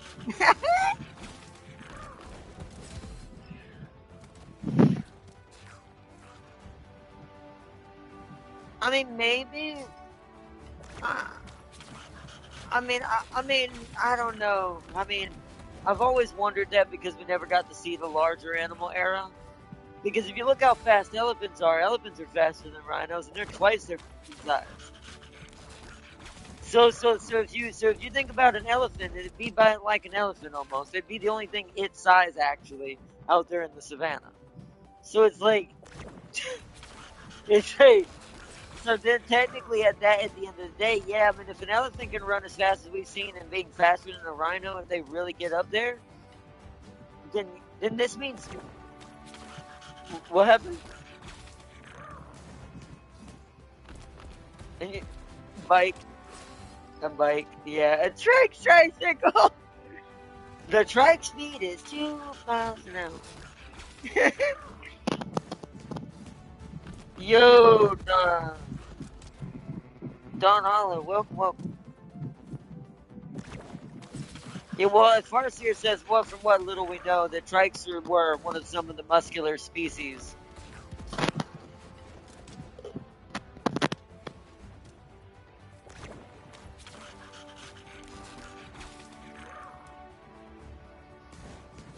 But the thing is, we call it. But that's the thing is, let me put it this way: unless your car is already in motion, the chances of you moving out of the way of that is very unlikely. And it's like you now, if you were already driving, most animals, not even the T-Rex, hell no, could have ever caught a vehicle like in Jurassic Park.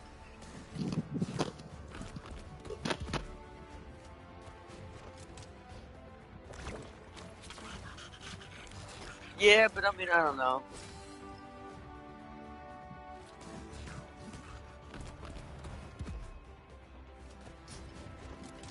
Well, I feel like how muscular the trikes were, I feel like they were kind of they would do the same thing. I don't know. It's just one of those things that I feel like I always felt weird judging a creature and what it could do with the fact we have no way of knowing what their muscular structure was like and how strong they really were. It's like, because the only thing. I mean, that's why it kept changing with the T-Rex for so long. Their height, how big they actually are, and that until we found more skeletons that were even bigger. And I'm like, yeah. So this should tell you that what you're putting out there is just, well, not you, but like some of these scientists and archaeologists, like when you put out like just, oh, it did this, and then you get proven later, well, that shows that you weren't using science there. You were used to just guessing. It's like, that's not science. It's part of it, but so it's like. But I guarantee you, if a creature that size, we just base it on just normal physics and gravity and the Earth being what it is even today, it's like, I guarantee you one of these things would be devastating. And if you talk about 500, what did you say, how many?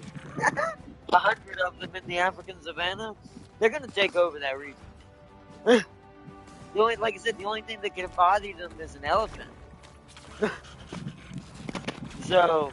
And even then, I'd wonder if the elephant would even stand a chance, because it doesn't have horns for stabbing. Like, these dudes fought. Well, that's why I said probably just ruin the elephant, because you think about these things were fighting, once again, the Tyrannosaur, which was, the fight force of I'm just gonna say a joke, but of like a tiny nuclear bomb. It's like these dudes were strong. It's like, yeah, no. And see, many Rexes have signs of trike injuries, and a lot were fatal. Yeah, that's why trikes were their rivals. They were the most likely thing they were going to die by. Because trying to go after a trike for a Rex is very dangerous business. Why do you think they didn't prefer to hunt them? Well, that's if they went after trikes at all. Most of the time, most Rexes, from what we know anyways, once again, guessing a little bit, we know they mostly went after, like, sauropods and things like that. Not the big ones, but ones within their ranges and other, like, herbivores that were, like, bipedal and things like that. It's like they were decent enough size. Because if you think about wrestling with a trike, it's kind of like a bear going after a tiger, right? It's like you're gonna have a fight on your hands for that. You have to fight, and is it worth how much energy you're gonna expend to eat it? Now, if they're gonna jump one, well, if they jump one, yeah. Now, if they jumped one, if they did actually behave in packs, then that means they'd have more likely. But then so would the trikes if there was enough of them. I don't know. It depends. It's one of those because like elephant. That's why I said I compare them to trikes to elephants because elephants today kind of behave what it feels like trikes were like. But it's like the elephants will fight to get.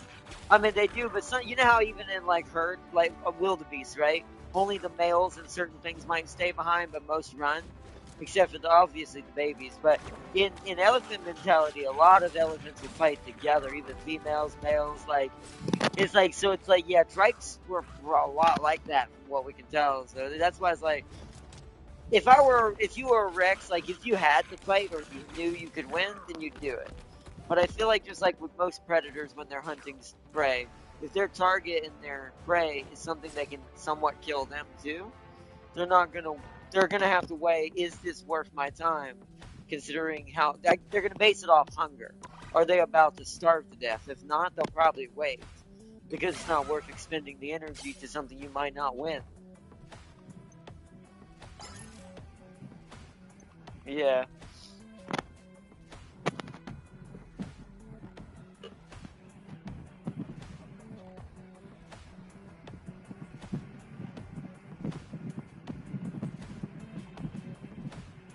Yeah,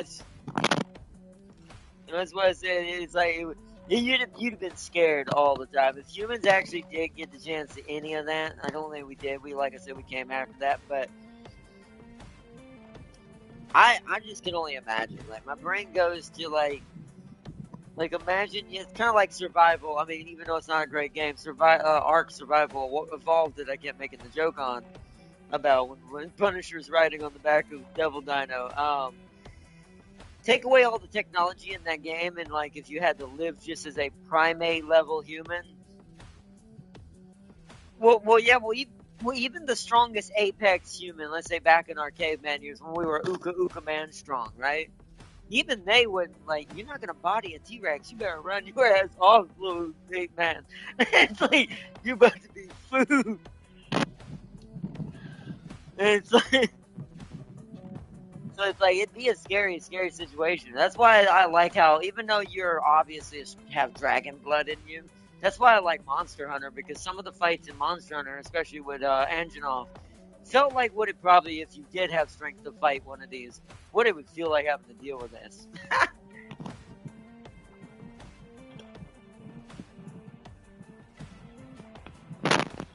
And yeah, in some cases, strikes will go after young Rexes. It's basically it's actually kind of a dominance thing. It's to basically set up territory, push them away, scares. Sometimes I've read, they used to use this to scare off other packs of Rexes, or cut down their line. 100%. Now it's usually very alpha bull trikes that do this. Like we're talking like the pack leader, basically. We'll just take a little journey off when they're safe sometimes, and just body Rexes. Now some of them probably did get killed trying to do this, but you could argue, like you said, if you can knock a couple of them down, well, like you said, that's less Rexes to eat your offspring. Yeah. Yep. Yeah.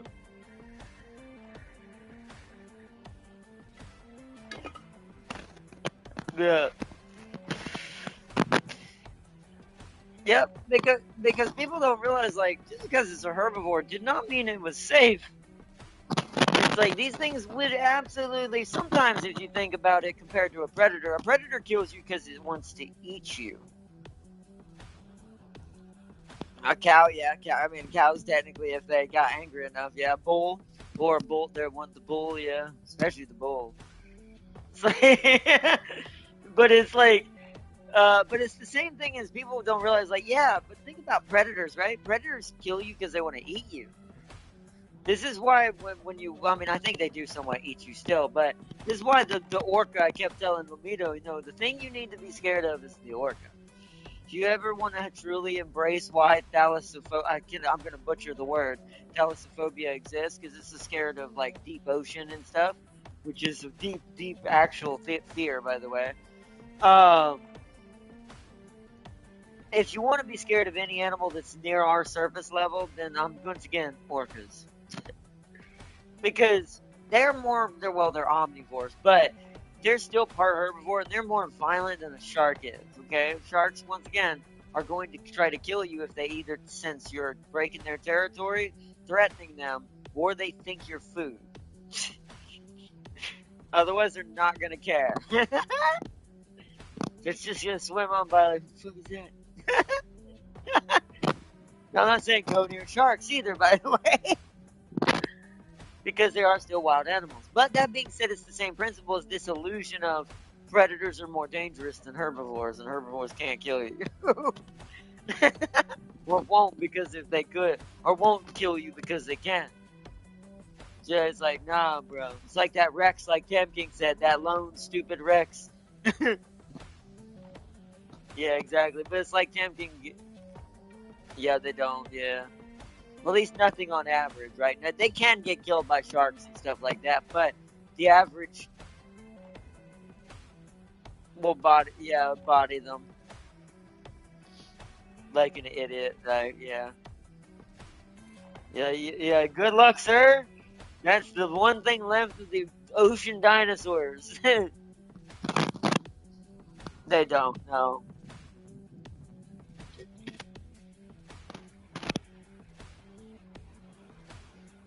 Yep. Well, yeah. We destroy. I mean, one could argue that dinosaurs would have been the only thing that really would have been our natural predators back in the day. That's why I said it's ironic how things switched up. It's like we are the natural big dino now because nothing gives us other than ourselves a natural predator. Like we are our own natural predator. And it's like, but every other animal, yeah, no. And then one could argue we'd be the only things that be a natural predator to the orca at this point. Because it's like if we don't intervene, yeah, it's like if we don't intervene at some point, yeah. I was just about to make that joke of like it's after making that statement, the orca. Yeah, I was about to make that joke is like after saying the orca the enemy, and I'm like it's like about 1,000 Japanese whaling ships just went yeah.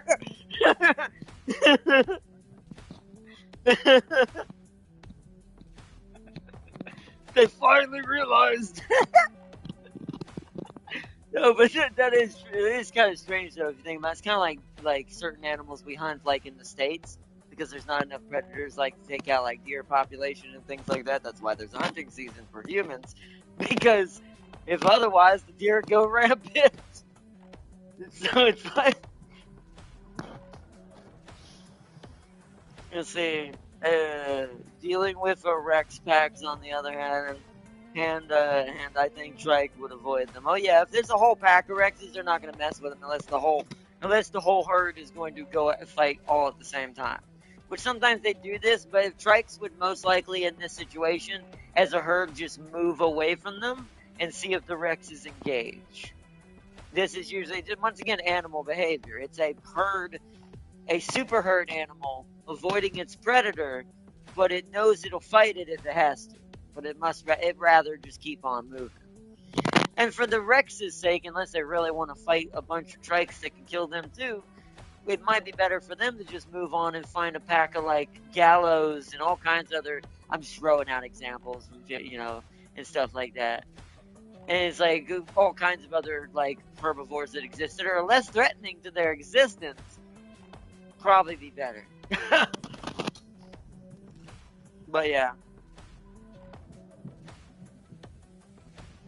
Because a pack might include a Rex, bigger Rexes that can kill Drake like like I said, like that's when you're probably going to have more Alpha Rex because once again each side has a goal that's going to be the biggest, and that's when when both are present, that's when both sides tend to try to play a little nice because they realize this might not be worth either of our energy.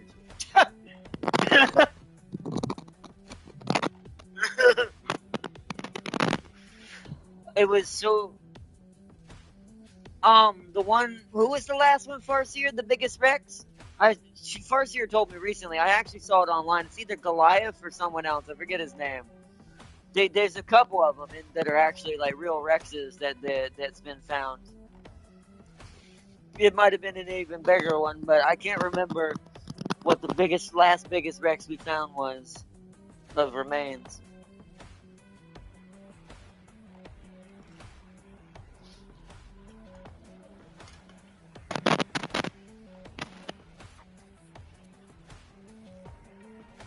Oh, I bet you, yeah. Like the gold, yeah, because gorillas get that too, yeah. Like you have an alpha, but then you have the alpha. The one that took the extra road.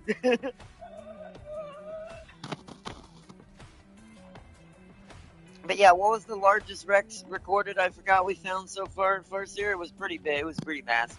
I just can't remember his name because there's like 3 of them we found so far. Because we keep finding bigger ones, and that's what keeps attesting to what you're saying. What the chances are there's an even bigger one going back in those eras. It's like you said, the off chance ones, the ones that are just, yeah, goodbye, don't mess with that.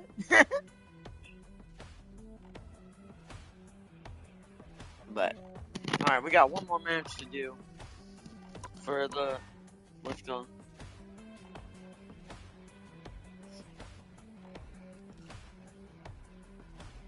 Scotty.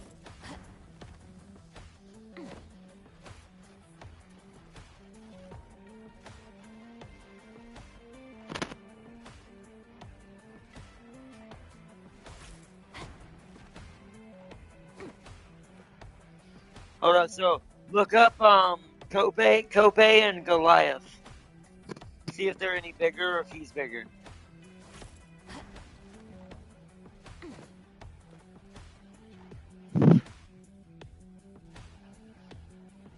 Yeah, so he made it pretty far. And I do think the older they get, the bigger they get. That's also a theory I have. But so look up Goliath and Kope. I don't know how to say the other one's name.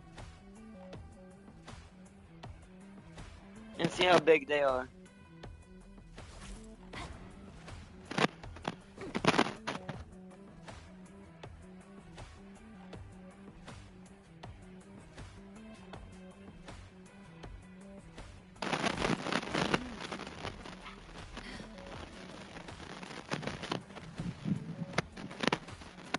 Yeah.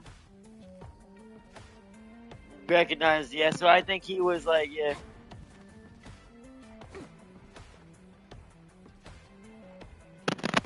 Yeah, he was a tank. It's like, but then once again, it's like you said, was he even the biggest? Because I want to know how old he was. Did they ever figure out how old he made it to? Because Scotty made it, like you said, to 30 years old. Because I do wonder, do they get bigger if they just keep surviving? Because they manage to get higher and higher in the years because it's like the way that the metabolism worked for them back then.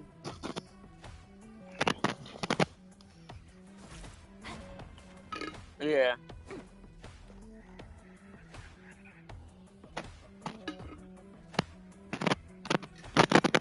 Yeah. So it's between Scotty and Goliath. That's cool.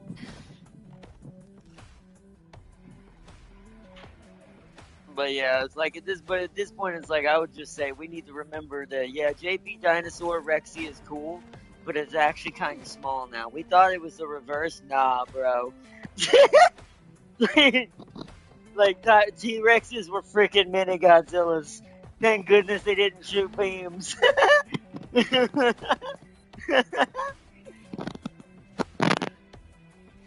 were more like the Demon Dino. Alright, let's do one more.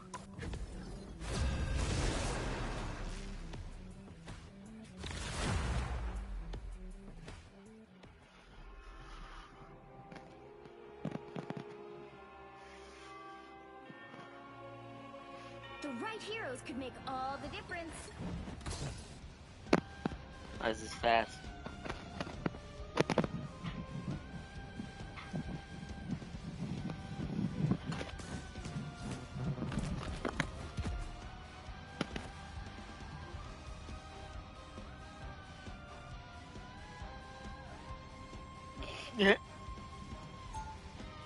Gambit Grove.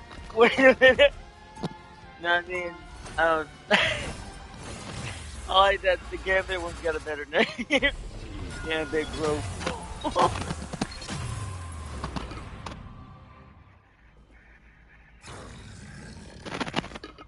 They'll be coming in 30 Or seconds. Gurfball. What is Stay it? strong.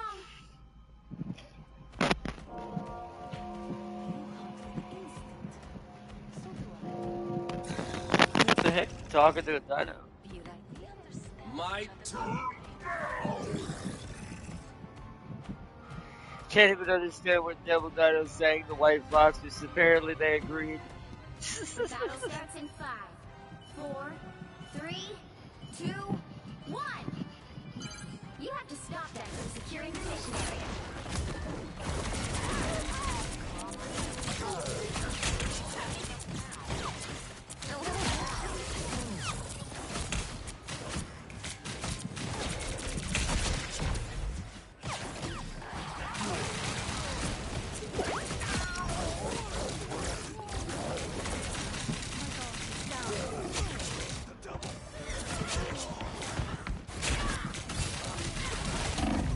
Oh, oh, oh, oh. What'd you say?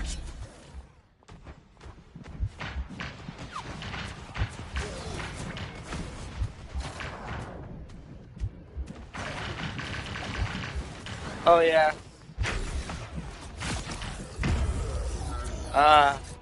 Well, they might do that because people are, I mean, maybe they might have did that on purpose because people are complaining about, like, constantly going.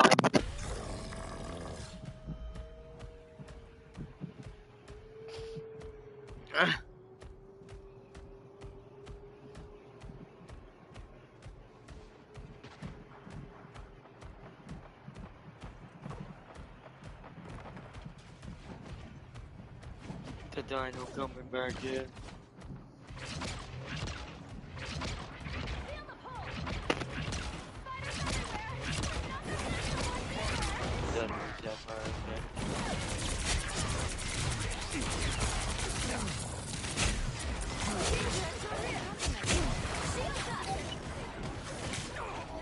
We make a perfect team.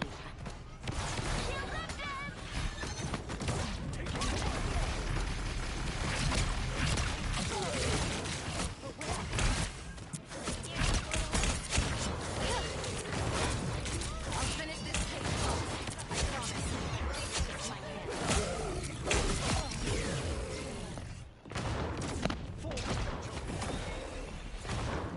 We've got trouble.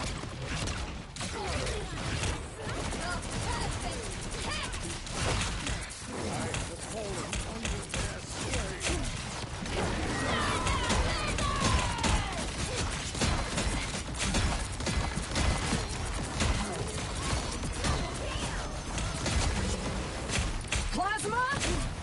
Gotta get moving again.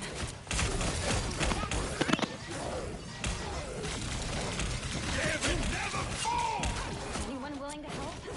Behold! That child! Come here, damn it, girl.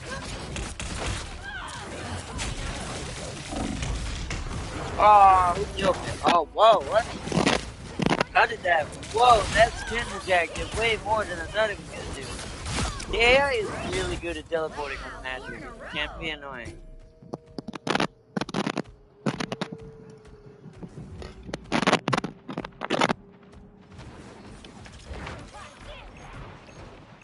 Shields up! Disappear!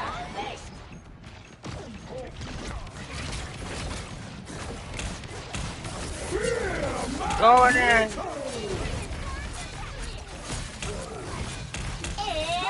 fighting Oh, time! oh, oh, oh, oh.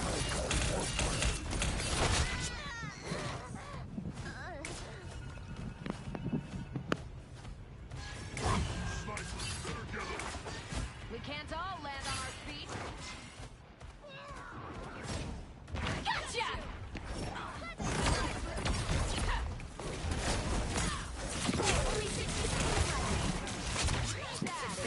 Okay. For a cop.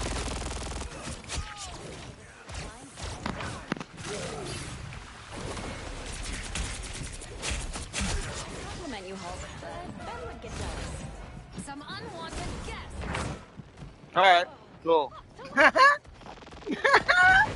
Magic just jumped her down.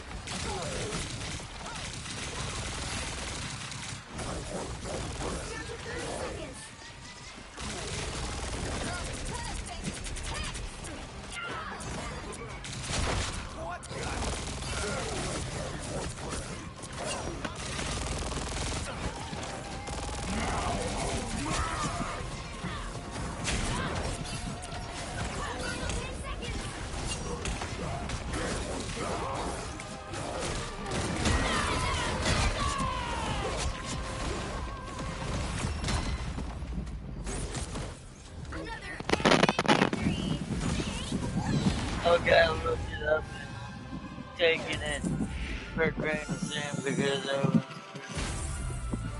said Ken Tope was an early adult when he died. Okay. So he might have ended up being bigger. Who knows? But like I said, at what point is like with all the dinos we found, like think about like the likelihood of how big all of them were. That there's even bigger one. And that goes for trikes too, even though they don't get the limelight, even though I make jokes all the time. Because I'm more of a Rex fan. See what I did highlight. His highlight was I will say his highlights are just more entertaining from a like if you like dinosaurs perspective. Really all you're watching me do is grab them in my mouth and toss them, do a fast fight, shoot my Godzilla laser at them, and constantly do the crunching snap. AKA fight him in the face.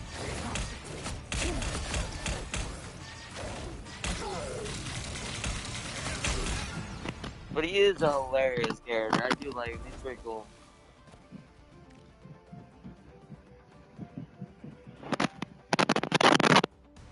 Alright, is that?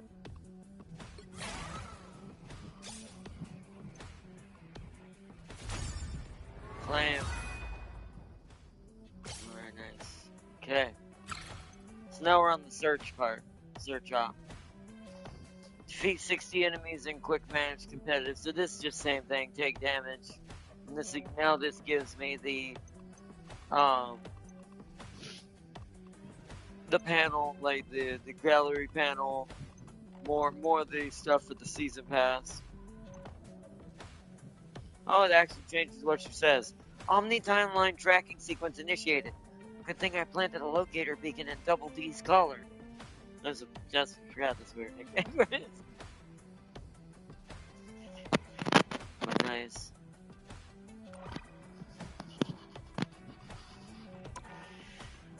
Nice. Let me go up here real quick. It's the community thing. It always does that.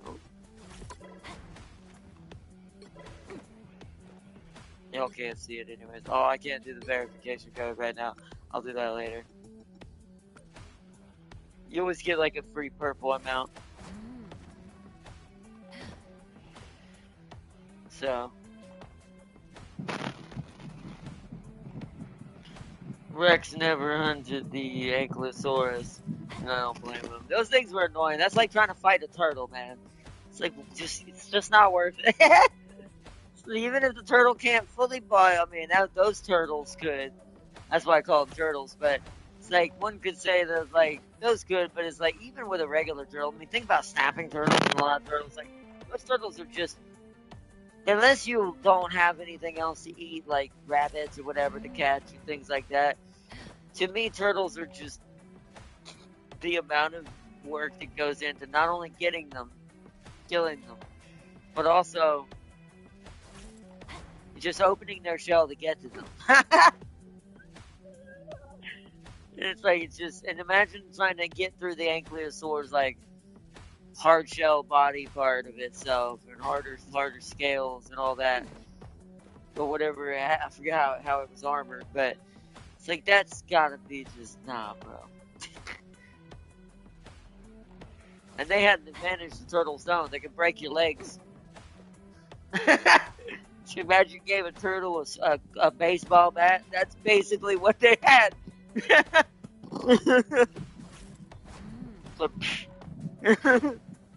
Is the armored tank less meat?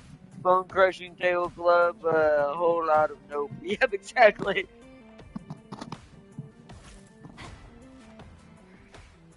Alright, chat, we want to do an encore battle, one more, or do we want to leave it at that for tonight and then wait till Monday for James to join in? Or we can do the co-op Dino Rider battle, where I'll be Punisher and he can be Devil Dino until Cyclops comes out. Then my boy gonna be showing what Raw looks like from Spike to everybody. Oh man.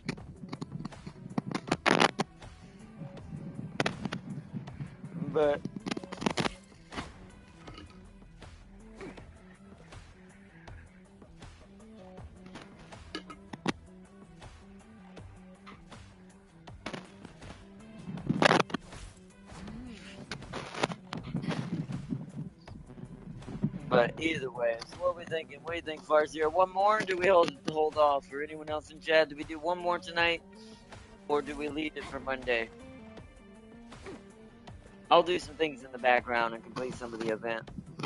Let's see. Plus, they're low to the ground, awkward as hell to bite in. Yeah, exactly. What's up to Jam King? What do you think, Jam King? One more, or leave it at that for the stream? One more. Okay.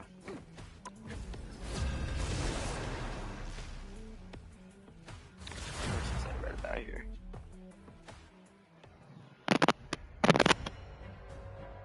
Pick your hero or villain. I'm not judging.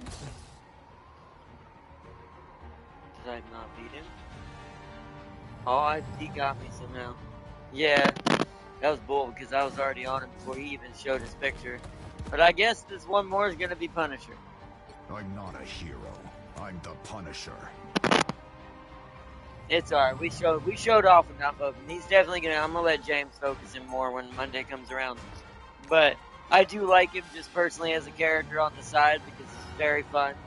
He's definitely my kind of tank because I love aggressive tanks. It's kind of why I like Cap because he can really get in there and mix it up. But and Venom as well. That's how I The Cap's a little more fun with it. Venom, just make sure you don't miss your tentacles and you win. But yeah. With unlimited ammo, you sure are But lacking in I've got the machine gun Dino combo is hard to beat along with shotgun. Do you have an ice cream scoop? Assorted balloons? What? Action figures? I'm hunting criminals, Wade, not throwing a birthday party for a 6-year-old. The battle starts in 5, 4. Deadpool was trying to show off, like, do you have ice cream scoops and action figure dolls? And it's like, Punisher's like, I'm hunting criminals, Wade. I'm not out here for a 6-year-old's birthday party. Although with the way I'm writing, if you look at the way this dinosaur looks with the collar, you would think that otherwise. Oh.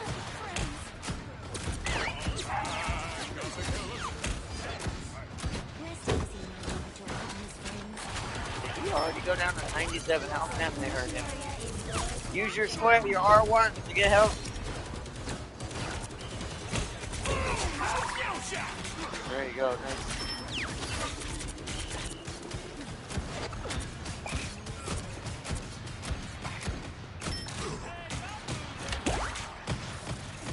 Justice, pure and simple. Let's ride, Oh, shit. Big Red. There we go. Mission area is yours. Backslaps and bear hugs.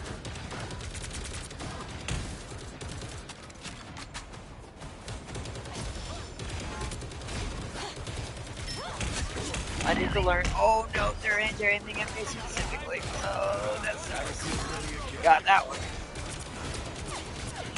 I need to aim at like the targets he puts in his mouth so I know where they're gonna go. Oh god, it's hard to see it. New entry in the war journal.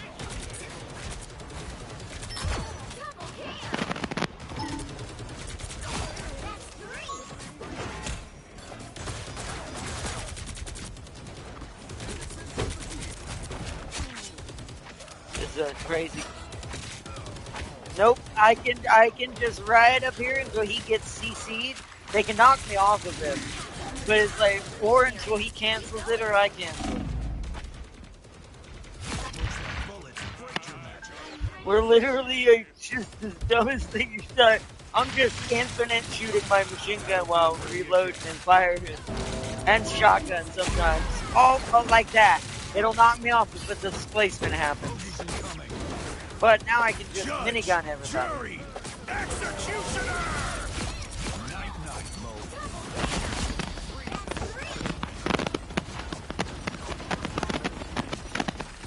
The area's almost yours. Come on, Devil. Let's ride! Help, friend. Oh, god dang it. Oh, shoot. That's not good. They're being smarter. Oh, Spidey! No! I saw the movie! I saw the movie trailer! No, no, no, no, no! He's like, quiet, Wade! Or, no, not Wade, no.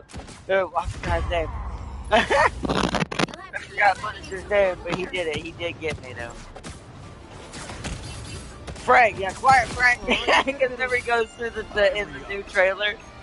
Because remember he shows him in the new trailer. He flies through and he's about to say a curse word. Frank is. He's like, shut the fuck up. And they hit him with a web in the face. Yeah. It's like, quiet, Frank.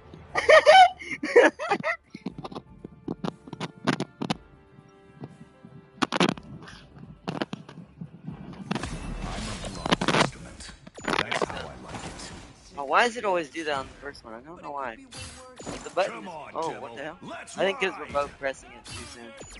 Confirm. There we go.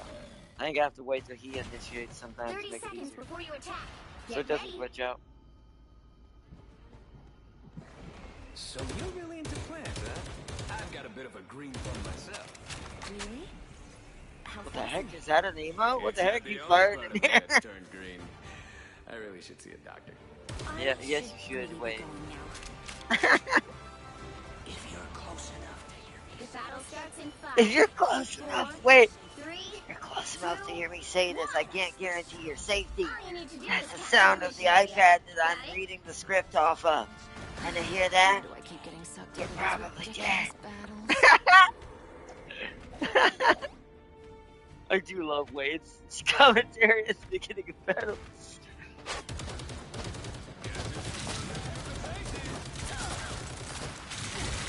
I am ready to put on Oh, a show. Don't mess with the amazing Spider-Man! Watch out. Look out, Cap. Mission area is You can't see him. now. Ooh. Thought I'd have to take Cap. Oh, the shotgun's better for that. Oh, watch out. Where you go? Where you go? Where'd that shark go? He's over there.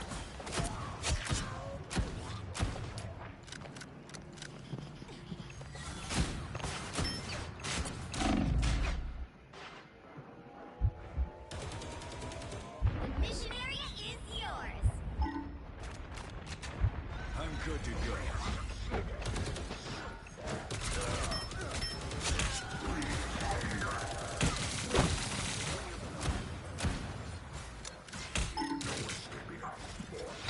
Our enemies are here. Oh, she throws him. Quick, get her. I feel your pain. Got her, okay. I'm coming in from the side.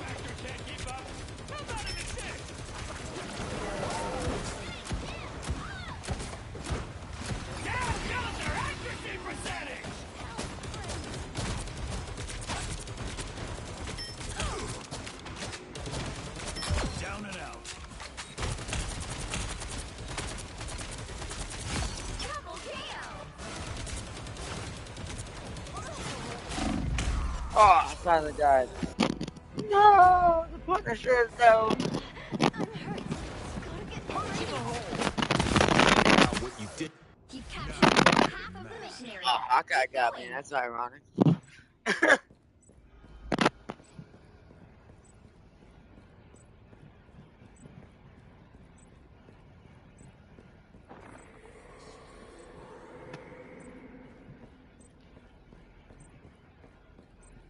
I'm way over here. I Find have to cover run and all get the way ready to back. defend. Whoa, whoa, whoa, what the hell? There's hell out here trying to take the cap.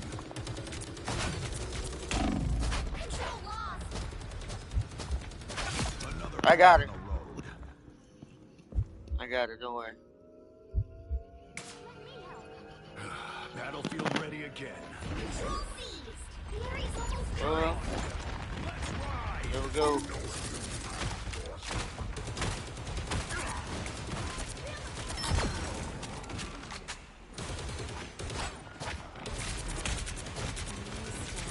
Friends, gather around.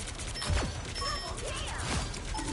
That's 3. Wow, it's got quad on the back of Devil.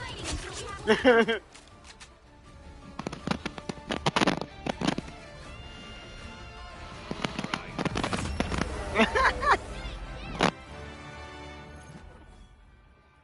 Nice.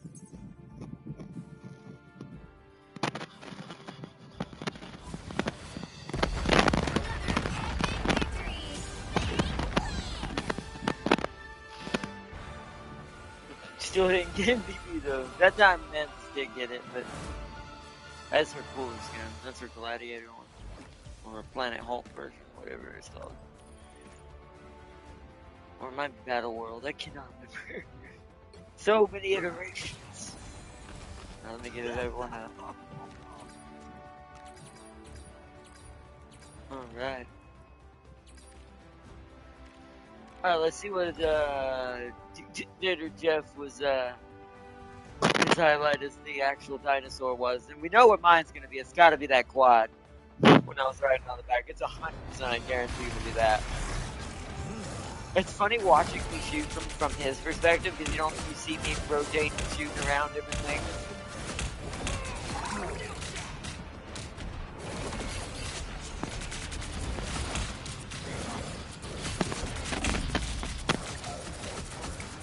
Oh, he went after Psylocke in there. Nice.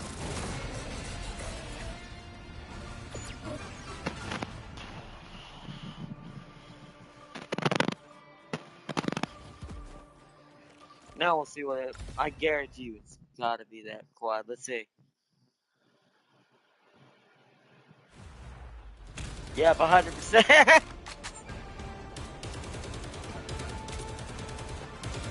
least I think. Hold on, let's see. I'm good to go. Alright, one. No. I don't remember this part because I don't know if this is it. This might be the first time I got some kills, but that wasn't a. If this ends up not being the quad, I'm gonna laugh. New entry in the war journal. Double. Someone Triple, had to oh, shut you up, maybe. Wade.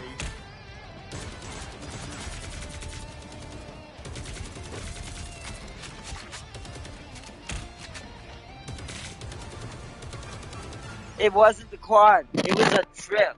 How did it think that was better than that quad? That quad was clean. It was like doof, doof, doof, doof. And I was doing that on the back of the Dino. Yeah, that's crazy. But still, that was cool though. See what Tam King's was. See what the Venom was doing. The Venom kicks.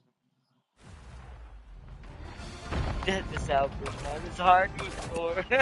It's so weird. And the tendrils just don't make it any better.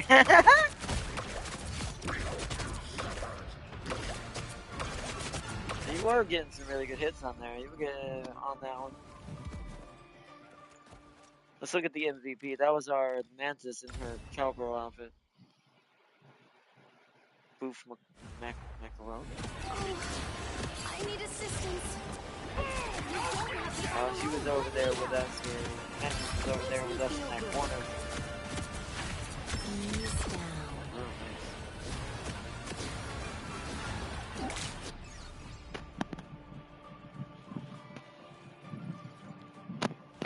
Oh, nice. Nice.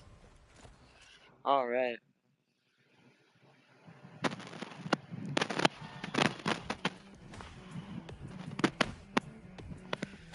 Nice. Well, that was a good place, Chad. That was a good place to end it as far as the stream. Yeah, this is who I'm waiting on. I cannot wait. But that is a cool screen. That's him overloading. Brew, I can't wait. I can't wait to see how It's, yeah, like I said, chat. I know not everyone cares. It's like I'm even though I love Wolverine, don't get me wrong, but technically, like in the X-Men like world, I do actually prefer Cyclops. My friend was always the one who preferred Wolverine. But it's because Cyclops has a darker side that a lot of times doesn't get touched. Because you always see him as the captain of the X-Men, the second version coming of basically a Captain America, but as far as the golden boy and the good guy. But he has a dark edge. So I'm eager, and also video game wise, my headset keeps trying to mess up, so I have to keep shaking it. Also video game wise, like I said, he hasn't had, other than a side-scrolling beat 'em up he was in recently, he hasn't had a lot of like love when it comes to like when it comes to my brain's not working right now. When it comes to like gameplay and character choice and actually being one of the main characters in a game, he's very, very rarely picked. Even though he's like the leader of the X-Men besides Xavier, technically. So it's like, so it's very, very glad to see him getting his day in the light again. I cannot wait to see how they're gonna make him play. It's gonna be interesting. I'm so excited. It'll be a bit though. Do expect it'll probably be a little bit. Usually the second character doesn't come, so let me see what day are in the battle pass are we? It's in the beginning, so 55 days. So usually around day 40, around the day 40 days, 30-day mark is when you'll see the next character drop. It's about halfway through, because each pass is 60 days to 55 days long. Basically a full month, or a full 2 months almost. So basically, after this month is over, he'll probably be at the beginning of next month, most likely. So, that's my game on when we'll probably see him. I do wish it was sooner, but but sadly can't help that. Also, we'll talk about what this is later on. I'm not going to spoil that yet. The thing that's right here, because like I said, there's a lot going on with the artifacts in the background that keep pushing us in a certain direction as well. Those little collectibles have their own story too. But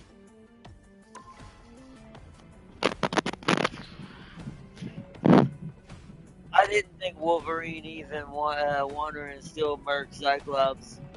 Don't forget that X-Men movie where Jean murked him for Wolverine. Well, I mean, to be fair, that was the Phoenix. But you know what's funny? You are right about, like, yeah, Wolverine did care for her and loved her in his own way. But realistically, at the end of the day, it's kind of like you said, it's Wolverine never really, it's going to sound terrible. In a much more stronger way, it's like Sasuke not really actually caring about Sakura. Like, he cares, but not on the level you think. It's like, because once again, it's like, there's been times where they've been enemies in universes where she ends up becoming Phoenix and he has to fight her, kind of like in the movies. Or the reverse happens and he turns into a monster and she has to destroy him. Because the only way to kill Wolverine is to kill all of Wolverine. You don't destroy him all, you got just an inevitability out in your hands. It's like, so it's like, you know.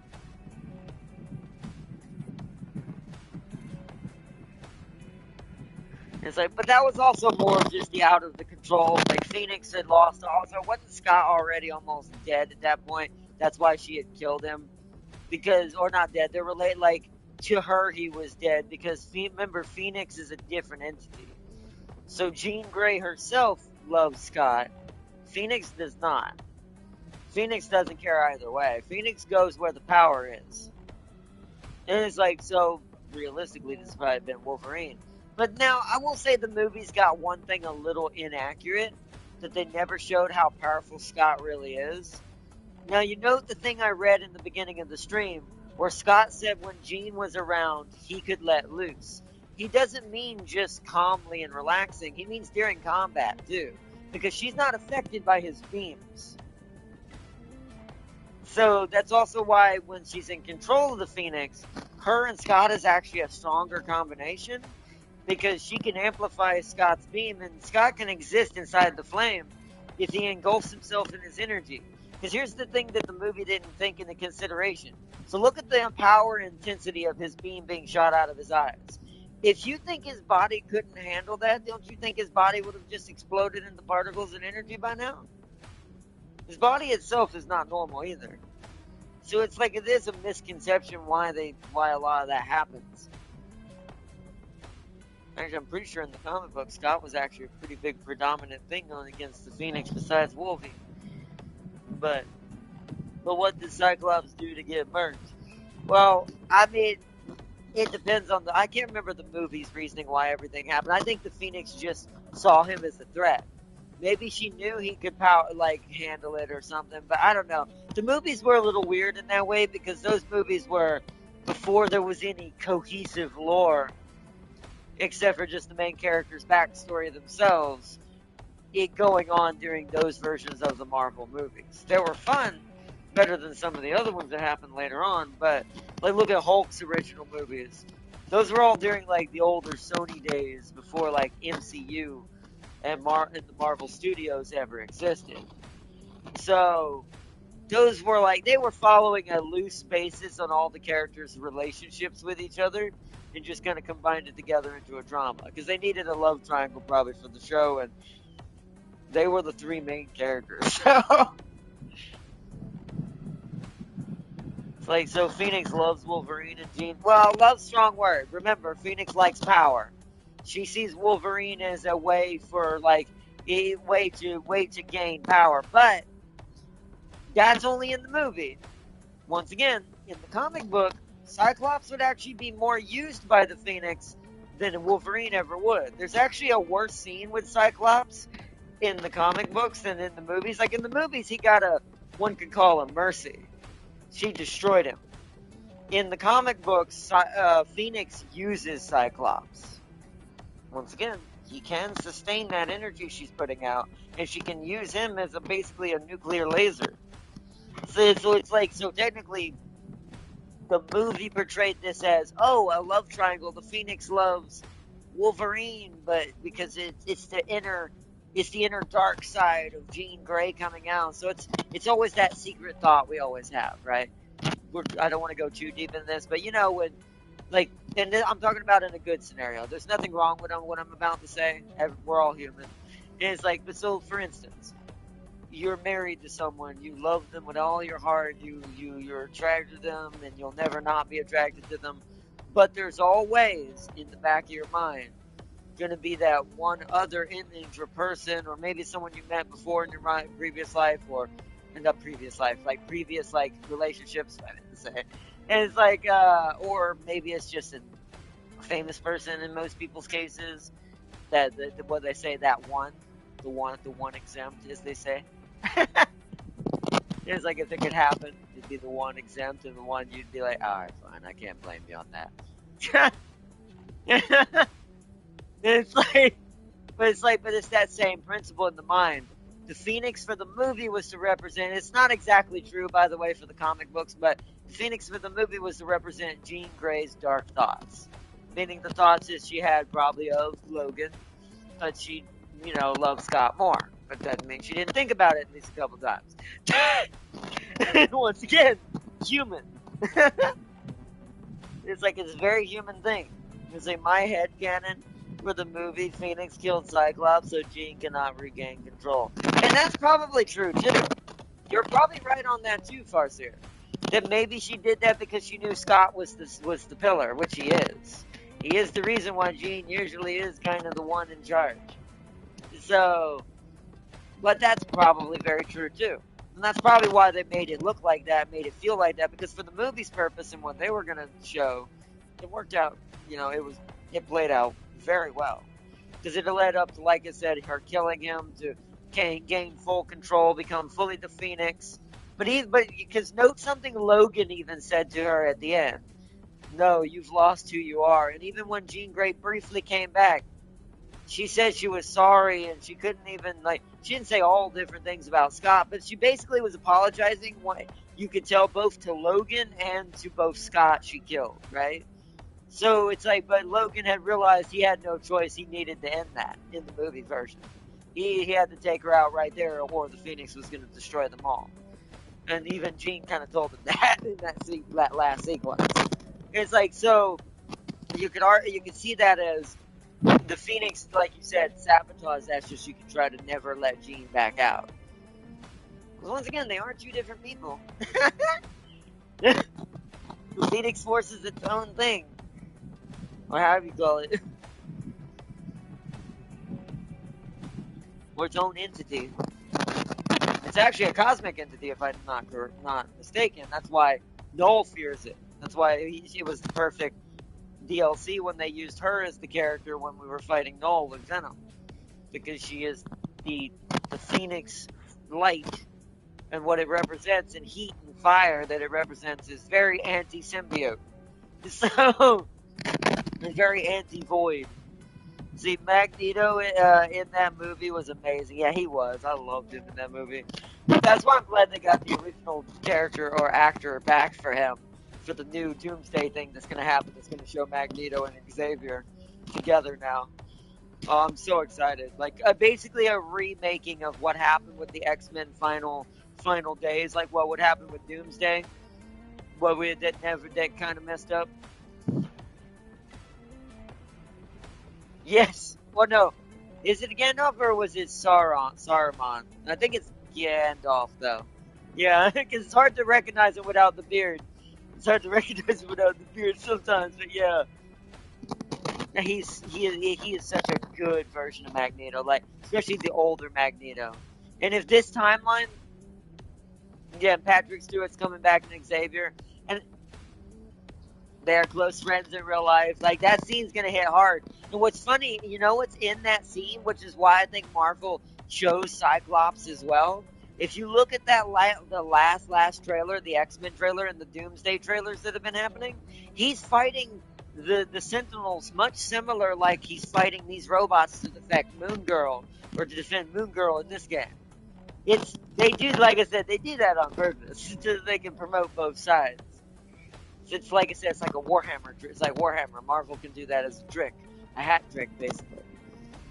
But it's like, but also allow it to still be its own thing. But yeah, I'm very, very excited for what's to come. And say honestly, what were they thinking throwing Wolverine and Magneto? They should have known he'd drop Wolverine like a rag doll. Well, I guess that is the thing, right? It was kind of strange. It is a movie, once again, and that was before the MCU was a thing. You gotta understand, back in those days, Sony was just making Marvel movies because they were Marvel characters, right? They were having fun with just being its own closed vacuum movie, right? A lot of Sony's Marvel movies were like that. Until the MCU was born. And then Disney took over Marvel Studios. And then basically the mouse said, no, that's mine now. And it's like, not in so many words, but literally like just made a deal with Sony, and Sony realized, yeah, y'all do better than we do at making money with this.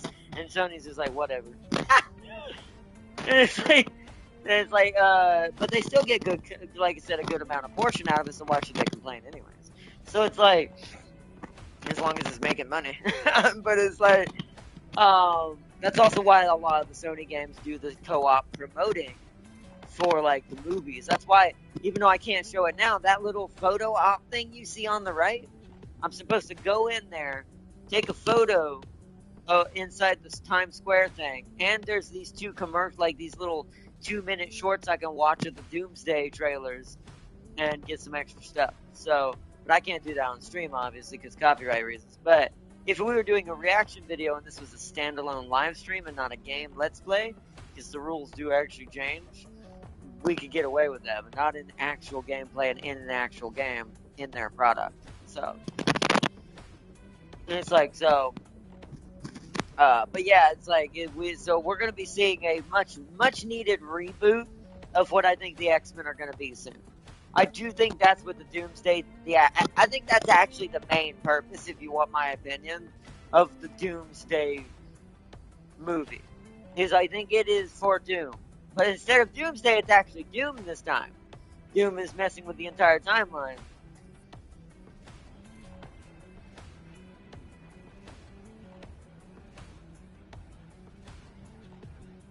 Nah, maybe, but I don't know. Part of me says I think part of that timeline's still going to get invaded and destroyed, and what's going to happen, what's left, you are partially right, though. I think what's going to be left of each timeline that's still the strongest that Doom hasn't fully wrecked. So I assume Cyclops is going to survive that. Because here's the thing, they kind of emphasized him in that trailer. They may have showed Patrick Stewart and Ian McKellen, right? Magneto, I think it's right his name, but I forget his name, but Magneto in that trailer. But you could tell the main focus was freaking Cyclops' body and Sentinels outside, holding out as long as he could. It's like that.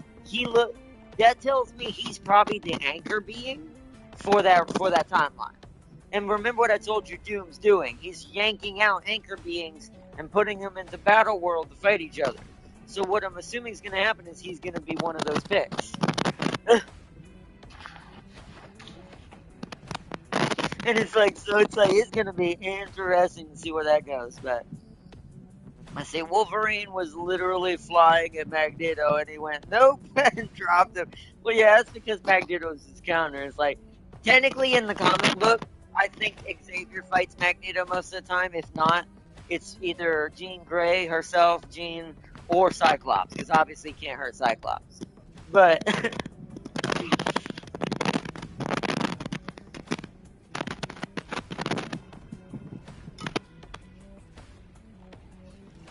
well, yeah, but you remember he was only, but you gotta understand, but you gotta understand the timeline. By the time he's in X-Men, he's already adamantium. You gotta understand, Bone Wolverine was World War II. That was long before the X-Men existed, or Magneto fully had his powers. And even then, like you said, they never met each other. Now, Wolverine did meet Cap. He met Cap, and I think he met Bucky during World War II, at least once or twice for the both of them. But that was their, like I said, attempt. He said that was Bone Wolverine. But here's the thing: he was fighting alongside his brother Sabretooth back then. That was when Sabretooth was slightly more tame, and I do say slightly.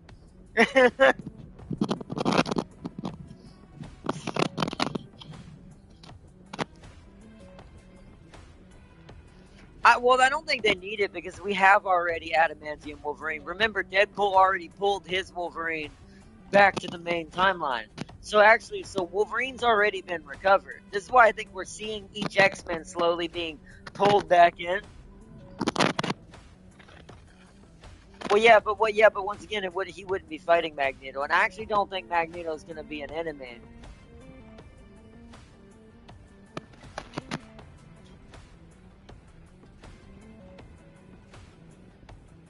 Well, yeah, but you're not getting, but you're not getting what I'm saying with the fact that this is like an Avengers level event movie means that Wolverine's gonna have probably Cyclops and his normal buddies beside him in this because of what, like I said, I'm pretty sure that Cyclops in the trailer, just like Cap in the trailer and Thor, are gonna be the ones headlining the good side. Like I think they're gonna be the ones that are gonna be running the good side against Doom, and then we're gonna see Tony secretly be dropped towards the end. And we're gonna see, because I guarantee he's a part of this. I guarantee Tony's somewhere in there, and you're gonna see Robert have to do what Eddie Murphy used to have to do. He's gonna be and something just tells me that because there's just so many actors and so many characters and players from all the other versions.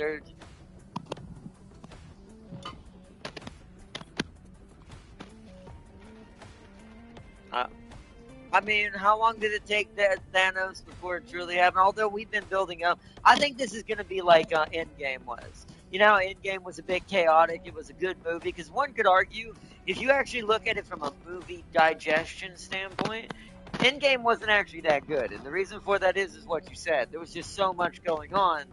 It's kind of hard to keep track of anything. So it's like, and I do think that's what's going to happen a little. I don't think it'll be bad, but it'll do the same thing as Endgame. It'll be spectacular, it'll be fun, everyone will love it, but you'll probably at the end of the day realize, yeah, I still don't know what Excel anyone was fighting what. It's like, other than Doom was the bad guy. Or I don't think that, no, I think they're preparing to end it on that, because once again, they did that with Thanos. After the Endgame one was done, and the timeline thing was reset, although we now know Doom was probably playing into that too, is like, it is, it'll be over for him completely.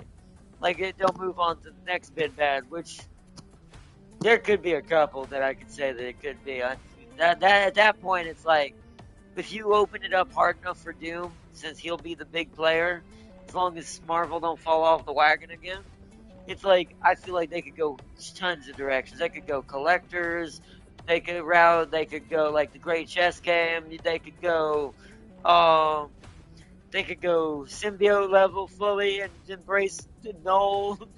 And it's like, could go null route. They could go, who's the other one? There's the one I'm forgetting. They could actually finally bring proper Doomsday into this. And like, and actually play the Horseman route, the Dark Horseman route, the Horseman that worked for Doomsday at first and turned on their own, which would be Wolverine and a couple others. I can't remember who they were. I can't remember who all the Horsemen of Doomsday were. The Horsemen, the full Horsemen.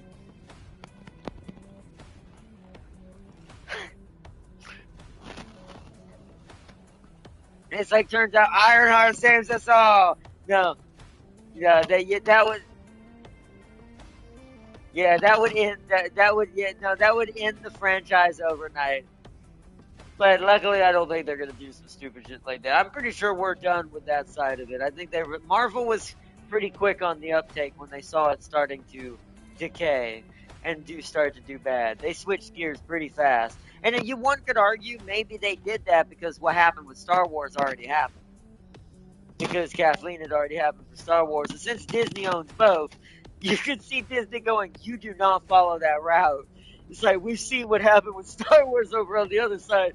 You just stay with what's working, Marvel. Don't go nowhere near that. And then probably turned everything that was going to be like that around. Like I said, I think Ironheart only got released because it was already finished. It's like, they're just like, well, damned if we do, damned if we don't. We already built it. Right? So it's like, and unlike a game, with the, what's it called? They were like, no, burn it. Yeah, but I don't think theirs made it to finishing product. I think they were halfway. Well, yeah, but you gotta.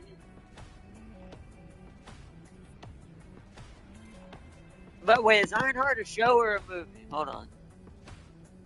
Was Ironheart also a show? I thought it was a movie. So I was gonna say it's gonna get bigger backslash for being stupid. But then again, it's like, I don't know. It's one of those, it's like, they said they were basically finished with the season, but I'm like, either DC was just like, it's just not worth it. Because I will say, if it's already finished as bad as it's gonna be, you at least will get some money.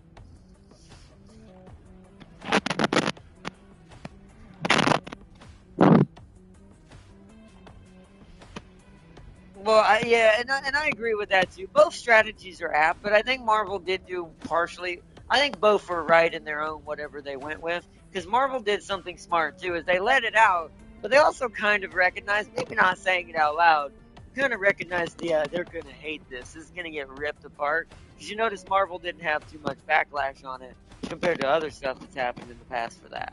So they kind of went, yeah, we knew you would hate this. We had already finished it. There was no point in not putting it out there. And then once again, since it's on their TV service like Disney Plus, you're still gonna get something from it. Yeah, so it's like even as bad as it was, they're like, well, someone will watch it that don't know what Marvel is. So it's like, see, everyone would be fooled if he found out. Say, nobody tell Magneto there's metal in people's bloods. Well, no, he figured that out eventually. Like, there was even a scene in one of the original X-Men movies where they had, I think it was the chess piece, right? Or what, like when he was breaking out of that place in that little detention cell they made out of plastic.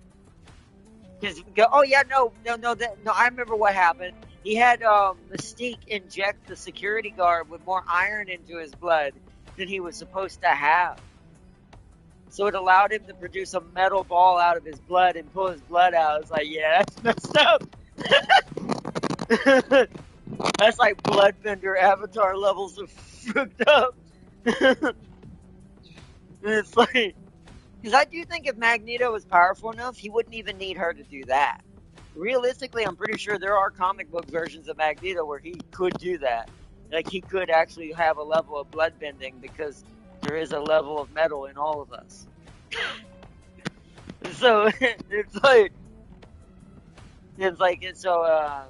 think Savage Lands actually sadly was one of those versions because think about his situation. He lives in a land where it's all wood and trees and dinosaurs and ancient times. There ain't metal out there, bro. It's so you can imagine he's probably, I don't know this for sure, but I'm pretty sure I've seen this about him once, that he kind of learned a level of that to be able to use that to control, I think it was to control people and stuff almost. I don't remember though. It was like, there's a few versions that's kind of gotten out there in the comic books. Everyone would be spooked if he found out. Yeah, especially if he learned how to control it. Magnetic pulse. Magnetic can do it, yeah. Well, that's what I'm saying. It's like he has more power. As him and Xavier are, in my opinion, besides some of the celestial level beings, probably some of the strongest, like, characters in Marvel that are not, physical based. Look, yeah, he can just switch your brain off. Yeah, like Sam King was saying, like, if he really was cruel, like in the alternate universes where Xavier's evil, like that, like the one they did in the desert one, his sister that was born instead of him because she killed him in the womb with her mind in that universe, and that's what made her end up getting iced by the TVA and sent to that vanished land, which once again I still think might be Doom running that, but still, it's like you look at that version of what she would do to people. You saw how fearful everyone was of her. She could literally turn you into a sock puppet, or just lobotomize you because felt like it.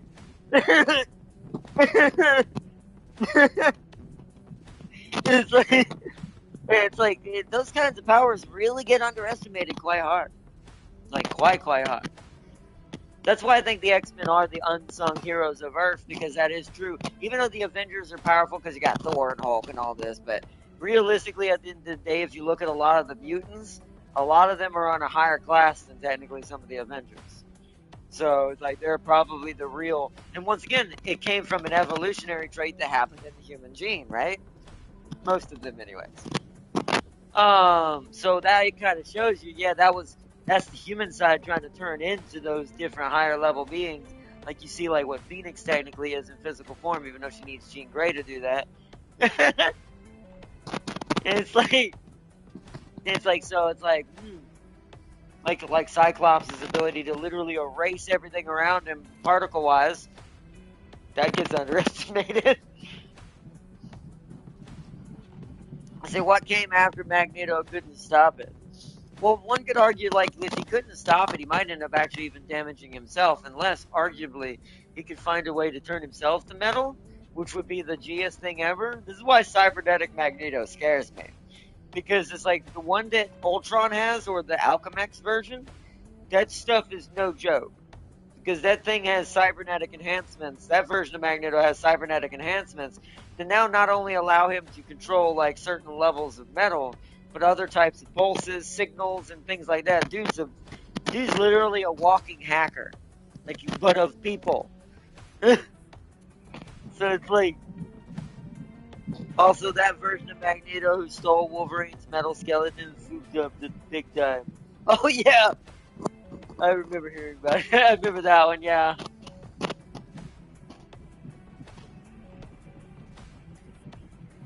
Who came after Magneto couldn't stop? What came after Magneto couldn't stop it?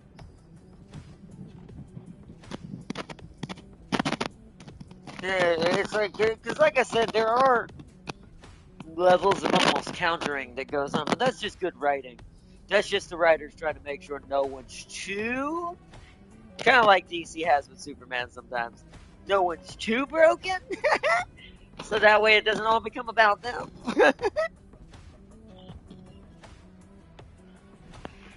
That's why I've always liked Marvel better than DC as a whole, even though I really love me some Batman. Don't get me wrong.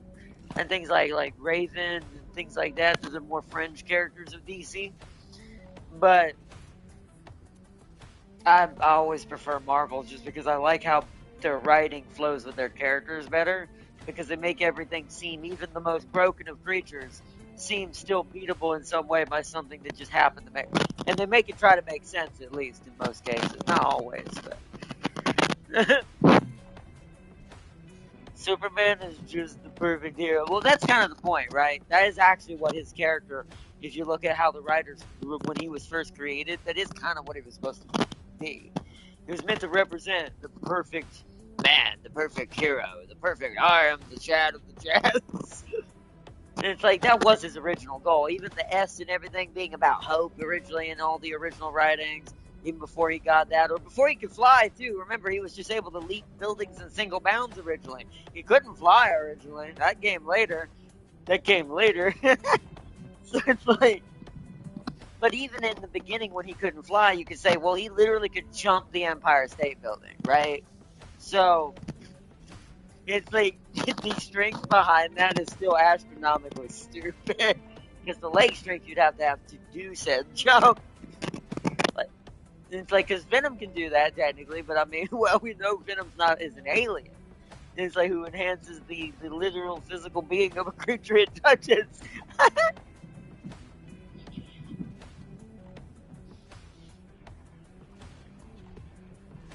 That makes sense. Yeah, hero, yeah. Okay, so he was meant to be kind of. Well, actually, no, that makes sense, because think about it. He loses his world. He's a baby, but so think about the baby in the manger situation. He loses his world. He grows up as an outcast. He's the son of a great leader, a great like guy in space, and then that son grows up to save the Earth. So so like I said, Superman was originally embodied, and like what Tam King just said, and I kind of forgot about that too. He was originally written by Jewish writers, two Jewish writers. So you could argue like that was a representation of Jesus too. Technically, if you think about it, they were kind of putting that in there too. Because if you look at all of how he got to Earth, it's a big bout of symbolism in there. And it's like, so that's why Superman took over DC, but rightly so. But at the same time, I do think that's also why DC's taken longer to find its niche in the cinematic universe versus comics. Comics, they've always been pretty even with each other, but as far as like movies, they've always, other than the Batman universe movies and some of the Superman ones, they've always, yeah, it's like they've always kind of fell short. So it's like, I do think they're just now finding their niche, and ironically, who's helping them? James Gunn. It's like, it's ironic who's come to their rescue used to work on the opposite spectrum of that, on the Marvel side. So it's like, you can look at that and go, yeah, they needed that. And if you look at the recent stuff, oh, it's been banger so far. All of what's been planned so far, even the Sandman movie, or Clayface, not Sandman, sorry. Clayface movie and things like that. Like, DC's starting to cook. And I think that's also the key. I think they've realized you need to be darker. You can't be trying to match Marvel 1-to-1 in the cinematic universe. You need to do what they're not going to fully do with every character. Because they're going to keep some characters, like you said, other than the ones who need to be R-rated, a little bit more family friendly so they can share the profit and have more audience. However, when now like Deadpool's and Wolverines, they'll go balls to the walls when those movies happen, but otherwise they'll keep it kind of tame in some ways. But it's like, but with DC, I'm like, y'all need to fully just embrace the goat and just get in there nitty gritty and embrace that DC was always also darker than Marvel originally. So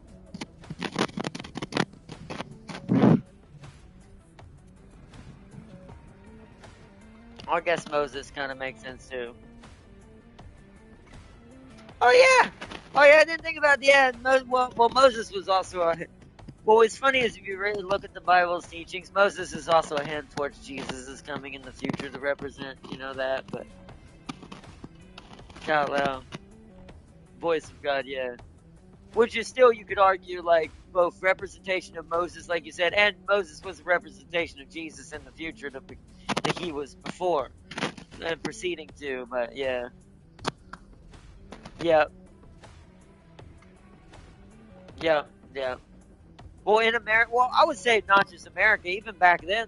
I mean, they were being forced out of their lands. They got kicked out. They ended up out getting shoved out of Egypt, which is Moses. The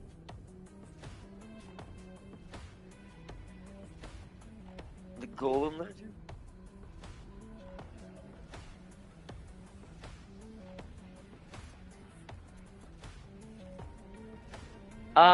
Okay.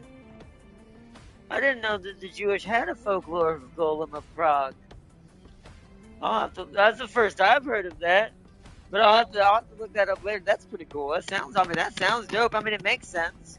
Once again, Golems their whole purpose were to defend. Basically they're charged like just like people, or maybe it's a factory. Well, depends on the Golem, but you get my drift. Like they're basically the guardians and protectors of said thing, right? So in this case, Superman represents the protector and guardian of Earth, and is like against everything else. Let's see. I can describe Marvel versus DC with these two shows: American Dad versus Family Guy. Actually, yeah. Ironically, in the comedy realm, that is actually pretty true. Although those are made by the same people, aren't they, though? So those at least have some parallel that kind of makes sense why they did that. Yeah, I love American Dad. I preferred American Dad. I don't know why, it was just so much better. I was like, yo.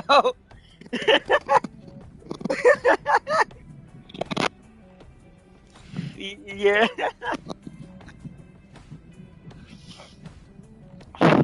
By the way, also, I'm not going to touch on these subjects, chat, but American Dad, this is also why I think Farseer used that example. One could argue American Dad was the darker tone one.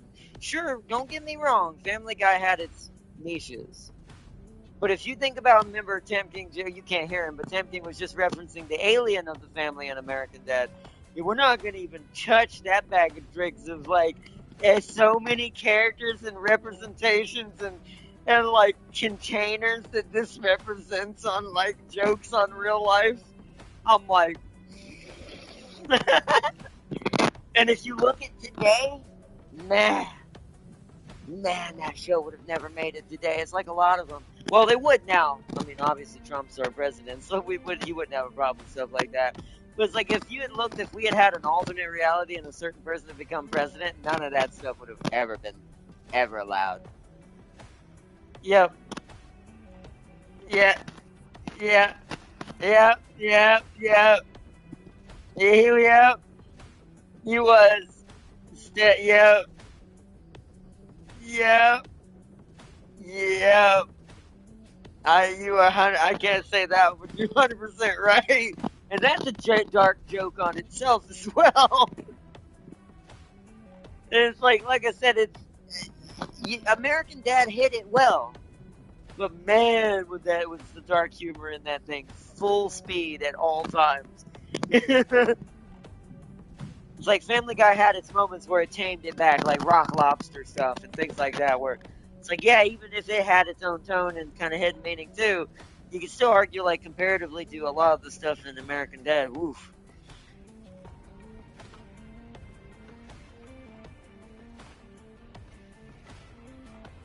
They were more mature. Yeah, Family Guy was visual, more kiddie-like, yeah, chaos, yeah, pure chaos, but whereas American Dad, like, that's why I think they did more dark jokes. It was more mature humor. You had to actually kind of understand what they were actually kind of hinting at in order to truly get the jokes in American Dad a lot of the time. Especially the jokes on the government ones. The government jokes, because me being an American and lived with it, bro, that... Some of the jokes when he's like in office and when he's talking to the other CIA agents and some of the things they do on missions, I'm like, yes. Yes. Patrick Stewart plays the CIA director. It was fantastic. But even him is like, it's like, if you don't know who he's a reference to, then you haven't done. I can't tell you. But it's like I said, it takes a lot of inner knowledge, like a lot of adult humor, you have to be pretty mature to understand what they're getting at, but a lot of things in that were, like, Family Guy, like Tam King said, was visual jokes. It was doing the slapstick, let's just insult everybody, just be stupid about it, over the top, chaotic kind of way to do it. So,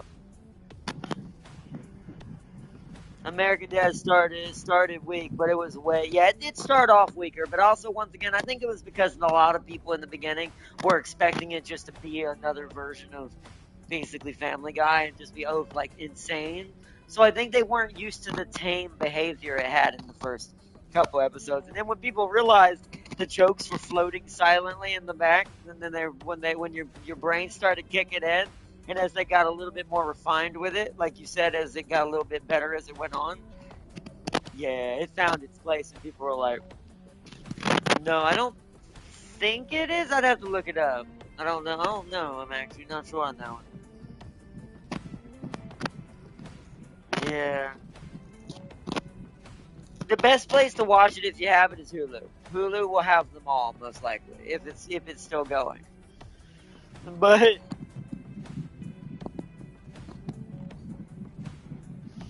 and see, also, yeah, so it's still going. Whereas Family Guy's not. Yeah.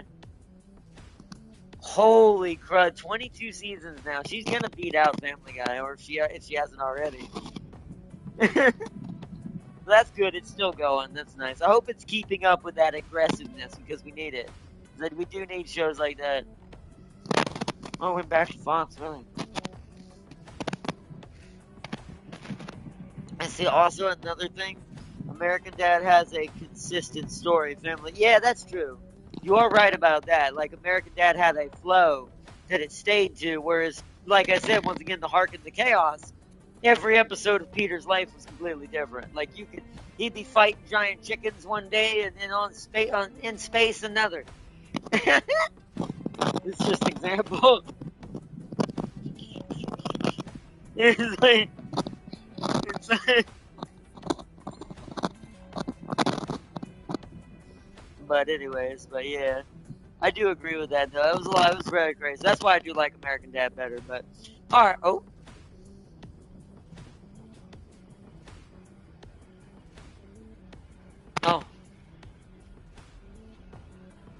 oh, I heard about that. Yeah, I haven't watched that. Yeah.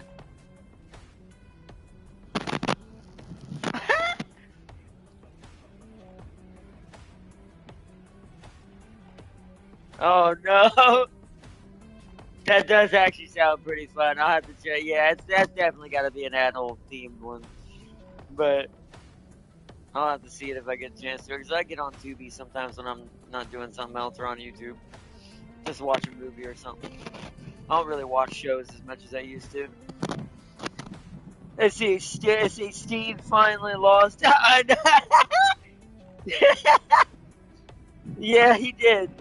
Let's see, Stan had to sword fight an army of dudes in suits for that. Yeah, bruh.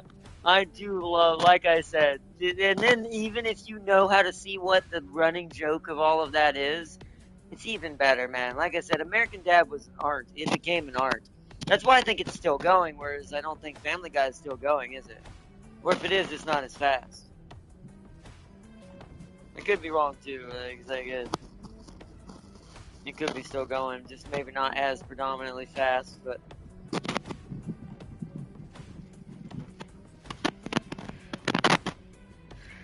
And it's like, what that was. They're in their what? Let's say they're 2 seasons ahead. I mean, yeah, all of them are back in Fox. Yeah, that makes sense. That's where they were originally. That's where they were the best, actually. So, kind of good for that. I'm actually kind of happy to hear that because Fox won't let that become a crazy woke fest.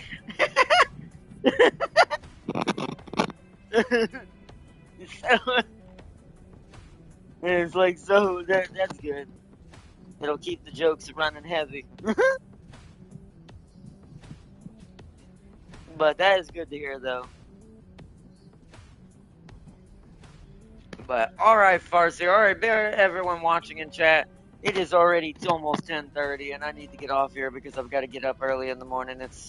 I've got breakfast with my church tomorrow, so I gotta get up early. Gotta get up at 8 o'clock. No, gotta get up at 7 something because it is at 8. So my brain, but yeah, I gotta get up early. So I'm gonna get off here because I could talk all night about these things and different things. So as we always can on Marvel, it's never not gonna happen when we're on a Marvel game.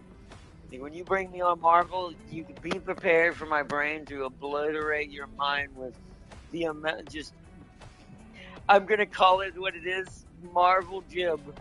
Like, you're gonna get overloaded. Like, if you didn't want the Marvel lore, too bad. You're gonna get it. Is basically what happened. And also, runs me off on a tangent on other things. Like, we were talking about dinosaurs. We're talking about Family Guy and American Dad. It's like, but either way. It's a bio or not, and this is why I like American Dad. Progress is being made with the characters, 100%. That's why I need to. If I ever get a chance to watch newer seasons of it, I need to. I haven't watched it in forever. The problem is I don't have Hulu anymore. I don't have the ability to get it back right now. I gotta save a lot of money. But I will get to watch it eventually, and I will watch it. I don't think they're on YouTube. I highly doubt it, but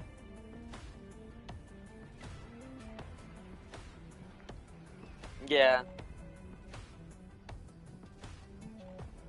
Well, I was talking about YouTube's official side because I think they have some of the older episodes, but it's not going to be any new seasons because YouTube doesn't have the rights to that. Like, only Hulu probably does, and of course, like Fox, obviously.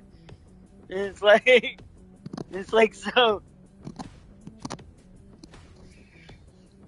And so that's why the only way to truly watch it is if I had Hulu still. But I do miss it. Like, sometimes I like to just sit there and chill. Like, this is what I watch YouTube for now, like watching Babish, just watching cooking, or watching funny things, and things like that. But it's like, huh?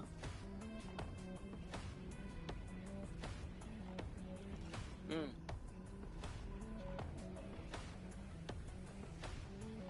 Oh, and then redo them. Oh, that's cool. Basically bringing medieval recipes to the modern era.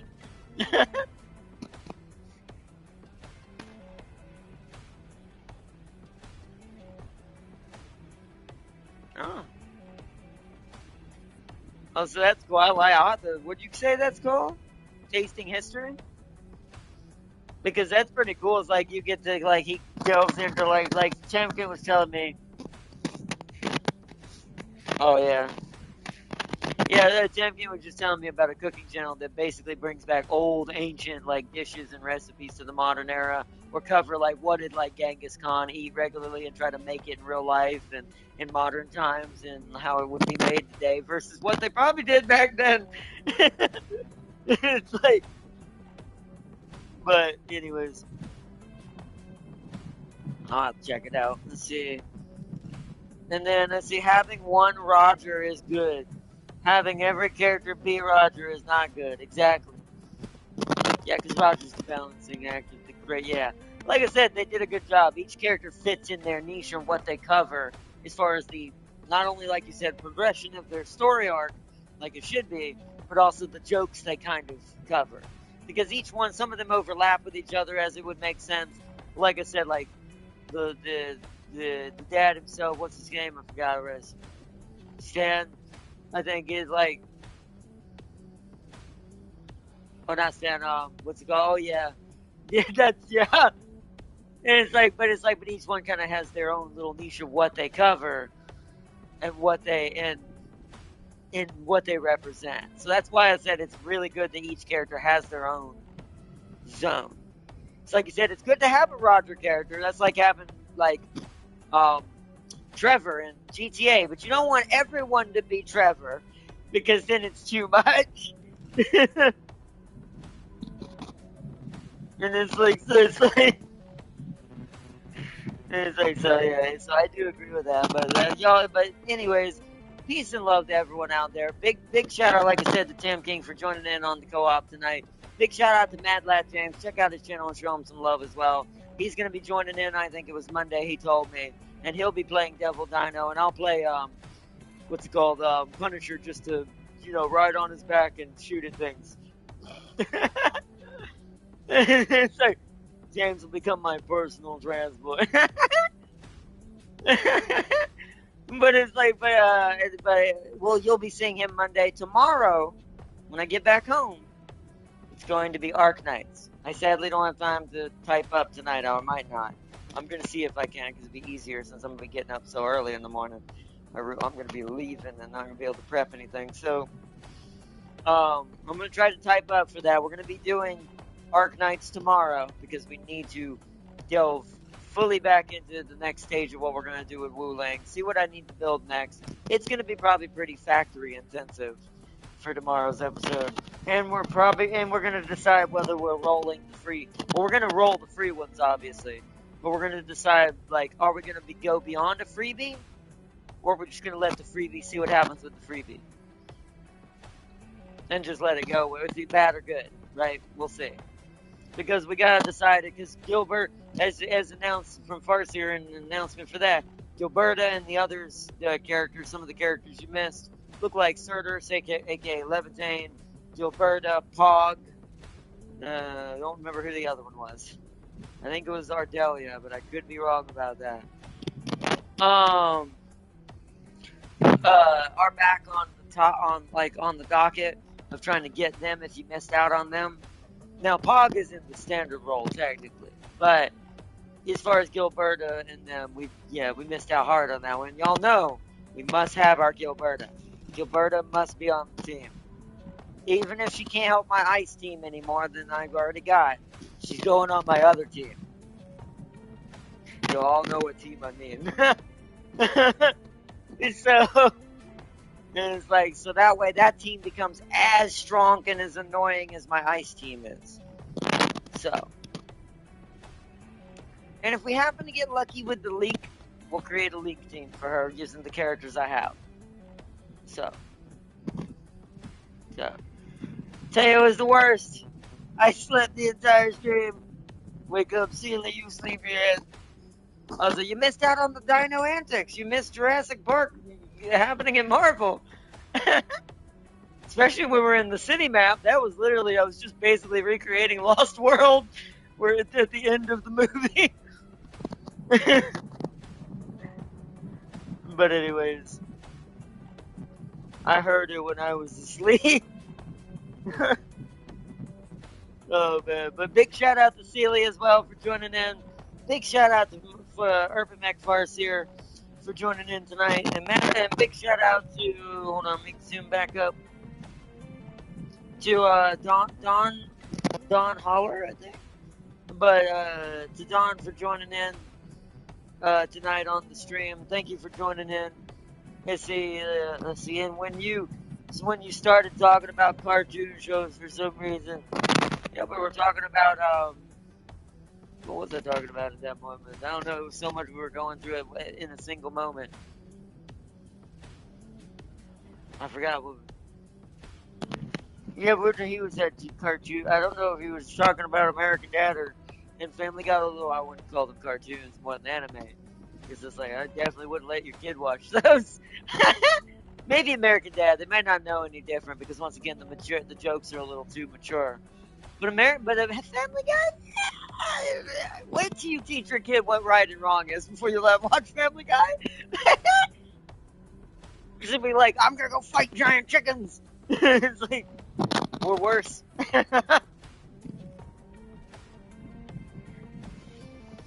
And see, I saw some people were saying how many heroes can counter him or something. They can't.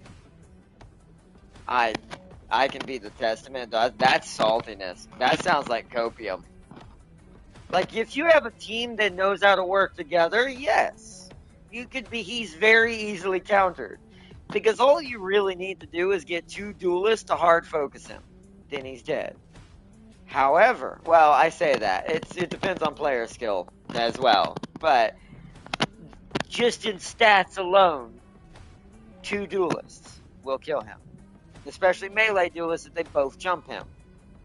However, like a Spidey and like a Black Panther, because they're going to be very hard to hit. Because here's where I think the characters who are going to be, especially with people who are good with them, who are going to be his downfall, are going to be the fast movers. The ones who zip in and out a lot. Because that's going to be harder, other than his beam, that's going to be very hard for him to get the chomps where he needs them to keep the bleeding and healing from happening. Because he's literally Fenrir from Smite. He's got his own lifesteal. As long as you're causing bleeding, you're also healing. And as long as you're doing damage, you're also healing. So he's kind of a consistency base. It's about keeping him from getting the attacks he needs off. Whether it be the beam, or whether it be his chomping attacks, or his square. Beware of his square. L1's annoying because he can grab you and pull you into his team, like Fenrir as well, but that's only going to do one initial burst of damage.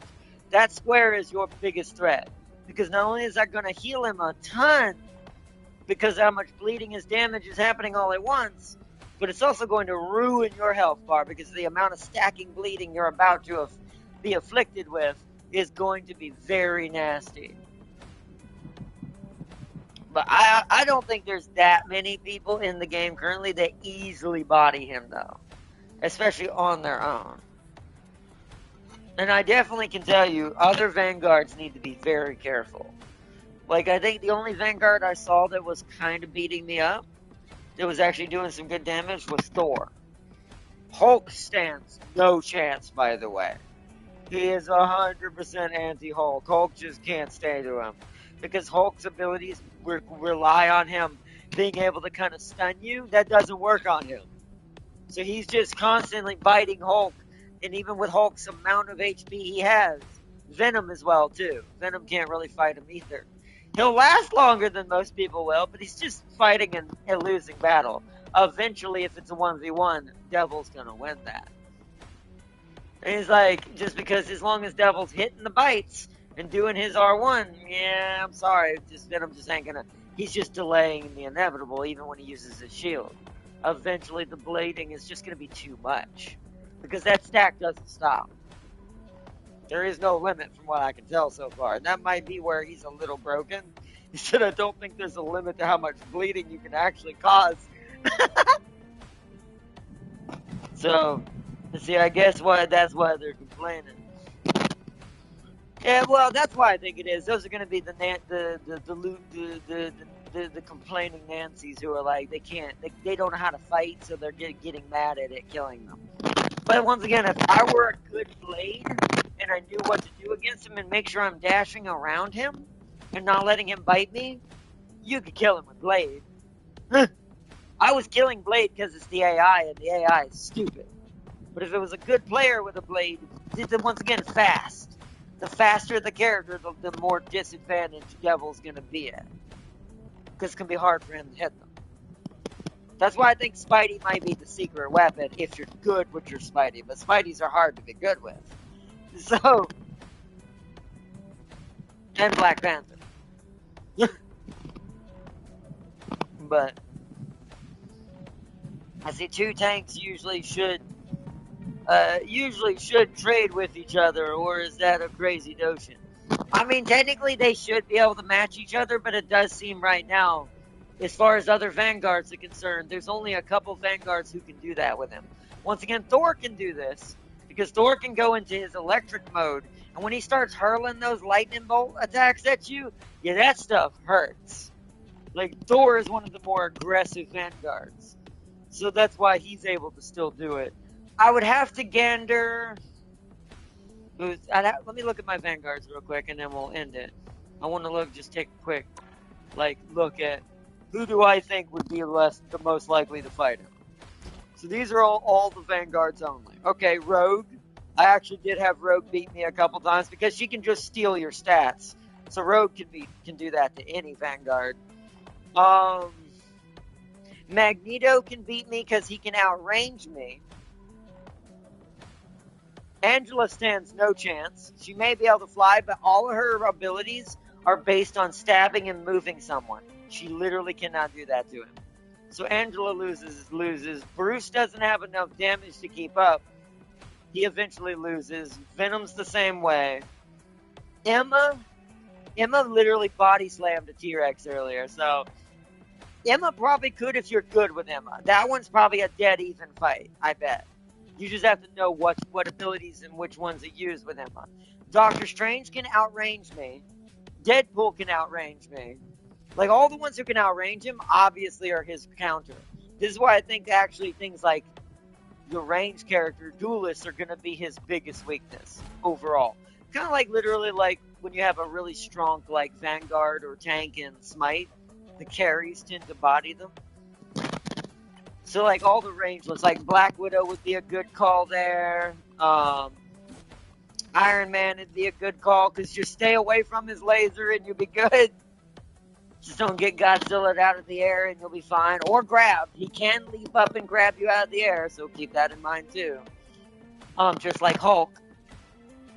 It's just he bites you and stuns you down instead when he has to do the long range leap.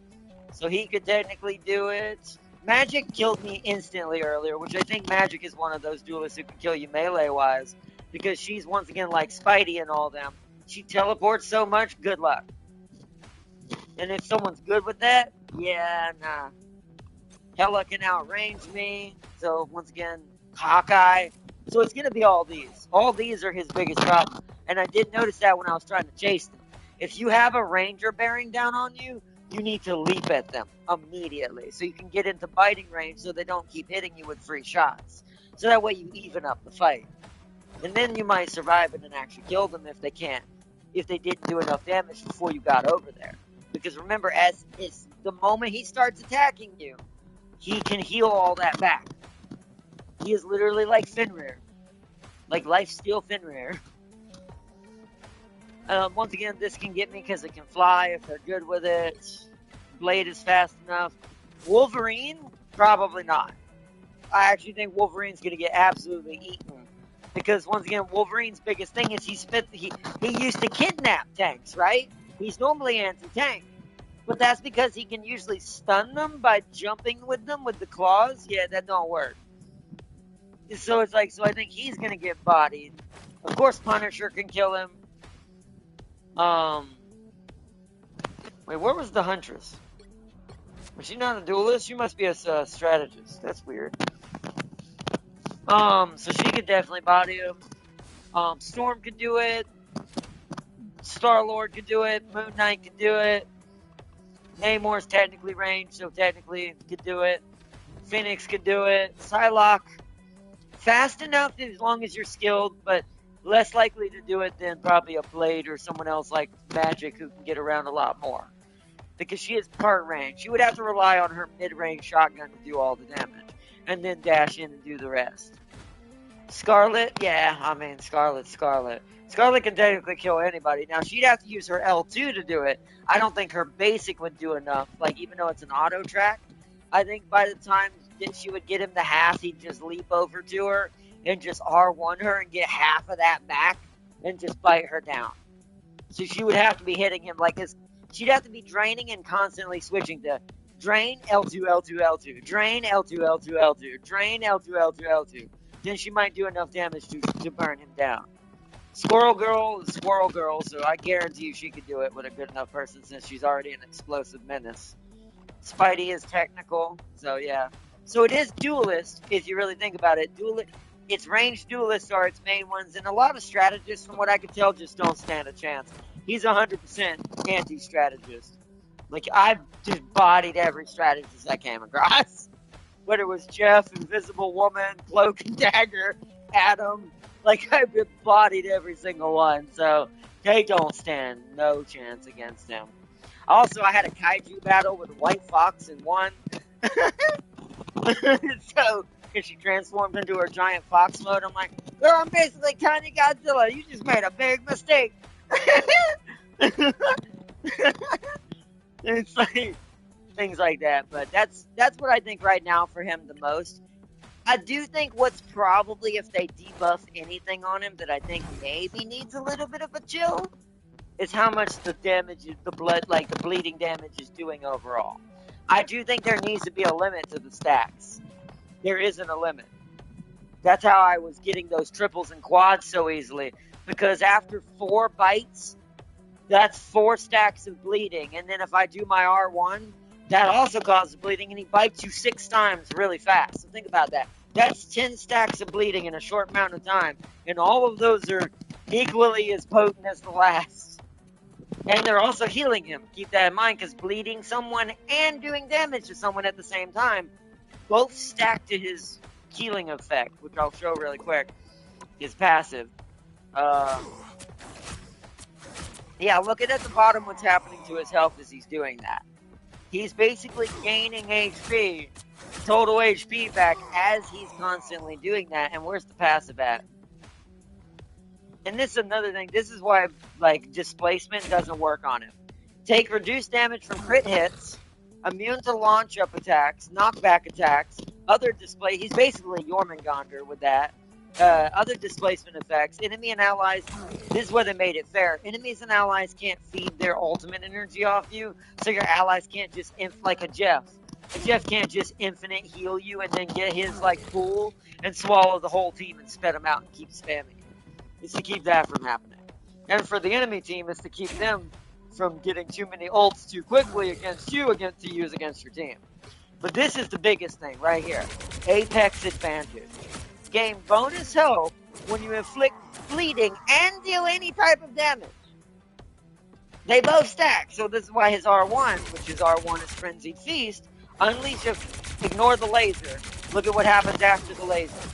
Look how many bites he just did, and then the final bite's a strong bite. It's literally Fenrir's scratch attack smite, just with a mouth instead of claws. And it's like, and those are each adding bleeding to the target per attack.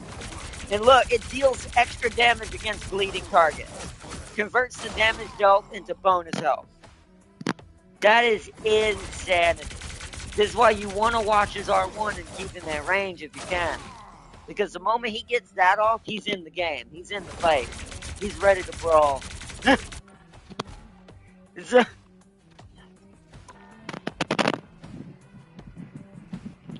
So then, could you say that DD is just better than any of our current tanks? Maybe. He might actually be, to be fair. I don't know. Better is a strong word. It depends on the player, how good they are. Remember, we're fighting AI.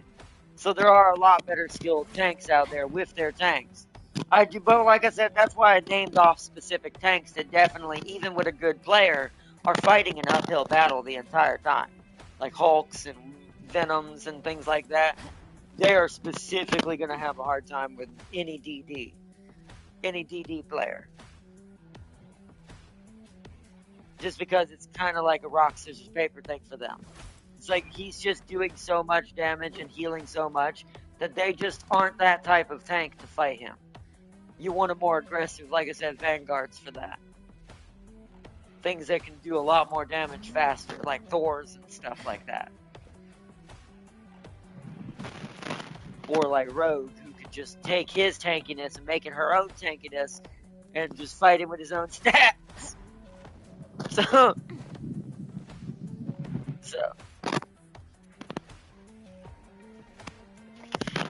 But I do think that at some point we're going to see some sort of stack limit on that bleeding. I have a feeling, but we'll see.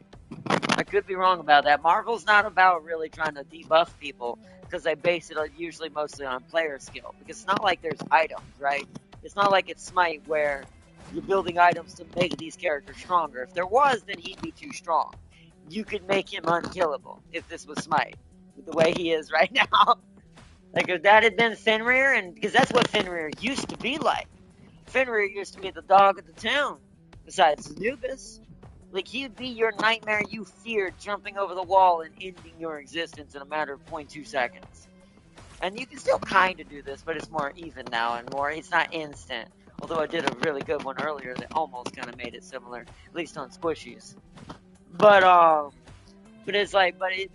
since there's no building rate, and there's not items that you can build to, like, add stats and all that, one could argue, even as strong as he is, like I said, if I was fighting proper players, not the AI, I do think that it'd be more tactical. They'd be more tactical. They'd understand DD's power, what he's capable of, and probably focus me in some cases. He's probably going to end up suffering from what I used to call what would happen to Kabrakin when everyone started hating him. He's going to get 100% focused the moment the battle starts. I guarantee the entire enemy team's going to kill him. And then they're going to fight everyone else. They're just not going to deal with it because they know how strong he can get. So it's going to come down to to Devil Dino's allies and his own team in PvP to make sure this doesn't happen. So it is still there is still balance to it. Because because there's no way to make him stronger than he already is. He's just what he is as he is. That's the way all the characters are, so. They do beat debuff every season. Mantis is getting a reworked, for example. She is getting reworked, but I don't think they're debuffing her from what I saw. I think they're just making some changes to how she uses some of her abilities. Which I guess some could call that a debuff, but when you do more technical changes versus stat changes, that's a smarter way to fix a character than trying to, we need to make this less, or this higher, or this less, or maybe there's less crit, less bleeding, more, limit the stacks. Those numbers can get you in trouble because the more you play with those, the more you can break other things, or the more you can just make more people mad. The best way to do it was what Smite 2 started doing, even though Marvel already does this, is making the characters' skills behave slightly different. Meaning making the technicality of how they're initiated, possibly, maybe how their hitbox works, or maybe is it a stack like a stack, does it turn to a stack, or does it turn to now you have to manual target, and stuff like that, because I noticed that they did that with Punisher. Remember, Punisher used to kind of somewhat lock on a little bit like Star-Lord. But now you have to manually aim his now. So, hold on. I think I got a text. But I'm going to end it here, though. We'll talk about this in the next episode when we do this Monday. But we got to get up early in the morning, so I'm going to get off here for tonight. And I want to say thank you to everyone who joined. But yeah, I do think this is going to be an interesting one. Let's see, but I do find it strange DD gets this, yet Hulk doesn't get any type of passive anger abilities. I do think it's weird. I do think that that Hulk should be the HP sponge and should get more buffs in some ways when it comes to taking damage. I think he needs something like Guan Yu gets, where that rage that builds up, because Guan Yu literally has that. As he takes damage and deals damage, his rage meter builds up. Maybe it should increase his attack speed a little bit, not by a lot. You don't want to be too much. But maybe then it makes him more of a boop, boop, boop, boop, boop, because he's pissed off and he's just going down now. It's then as he loses health, basically, right? It shouldn't be as he's at full health. It should be based on a percentage of lost health. It gives him a little bit either attack speed or maybe more true damage, something like that. There's many ways you can do that for Hulk. Or maybe he gets his own natural heal, but the problem is there's too many characters who do that as a tank. So I think would be better for him as he gets a little bit more boxy with it, as he takes damage. But who knows? But anyways, before I fall asleep, Celia is trying to steal my New Jersey. The capitalist green cat. As I broke his brain, and now he's after my ship. Well, defend, Farther. You must defend the capitalism. But anyways, I hope y'all all enjoyed. Peace and love to everyone tonight. I do got to end it. It's late. So thank you so much for joining. I hope y'all all enjoyed, and I will see you all tomorrow for Arc Nights. But until next time, everyone, bye!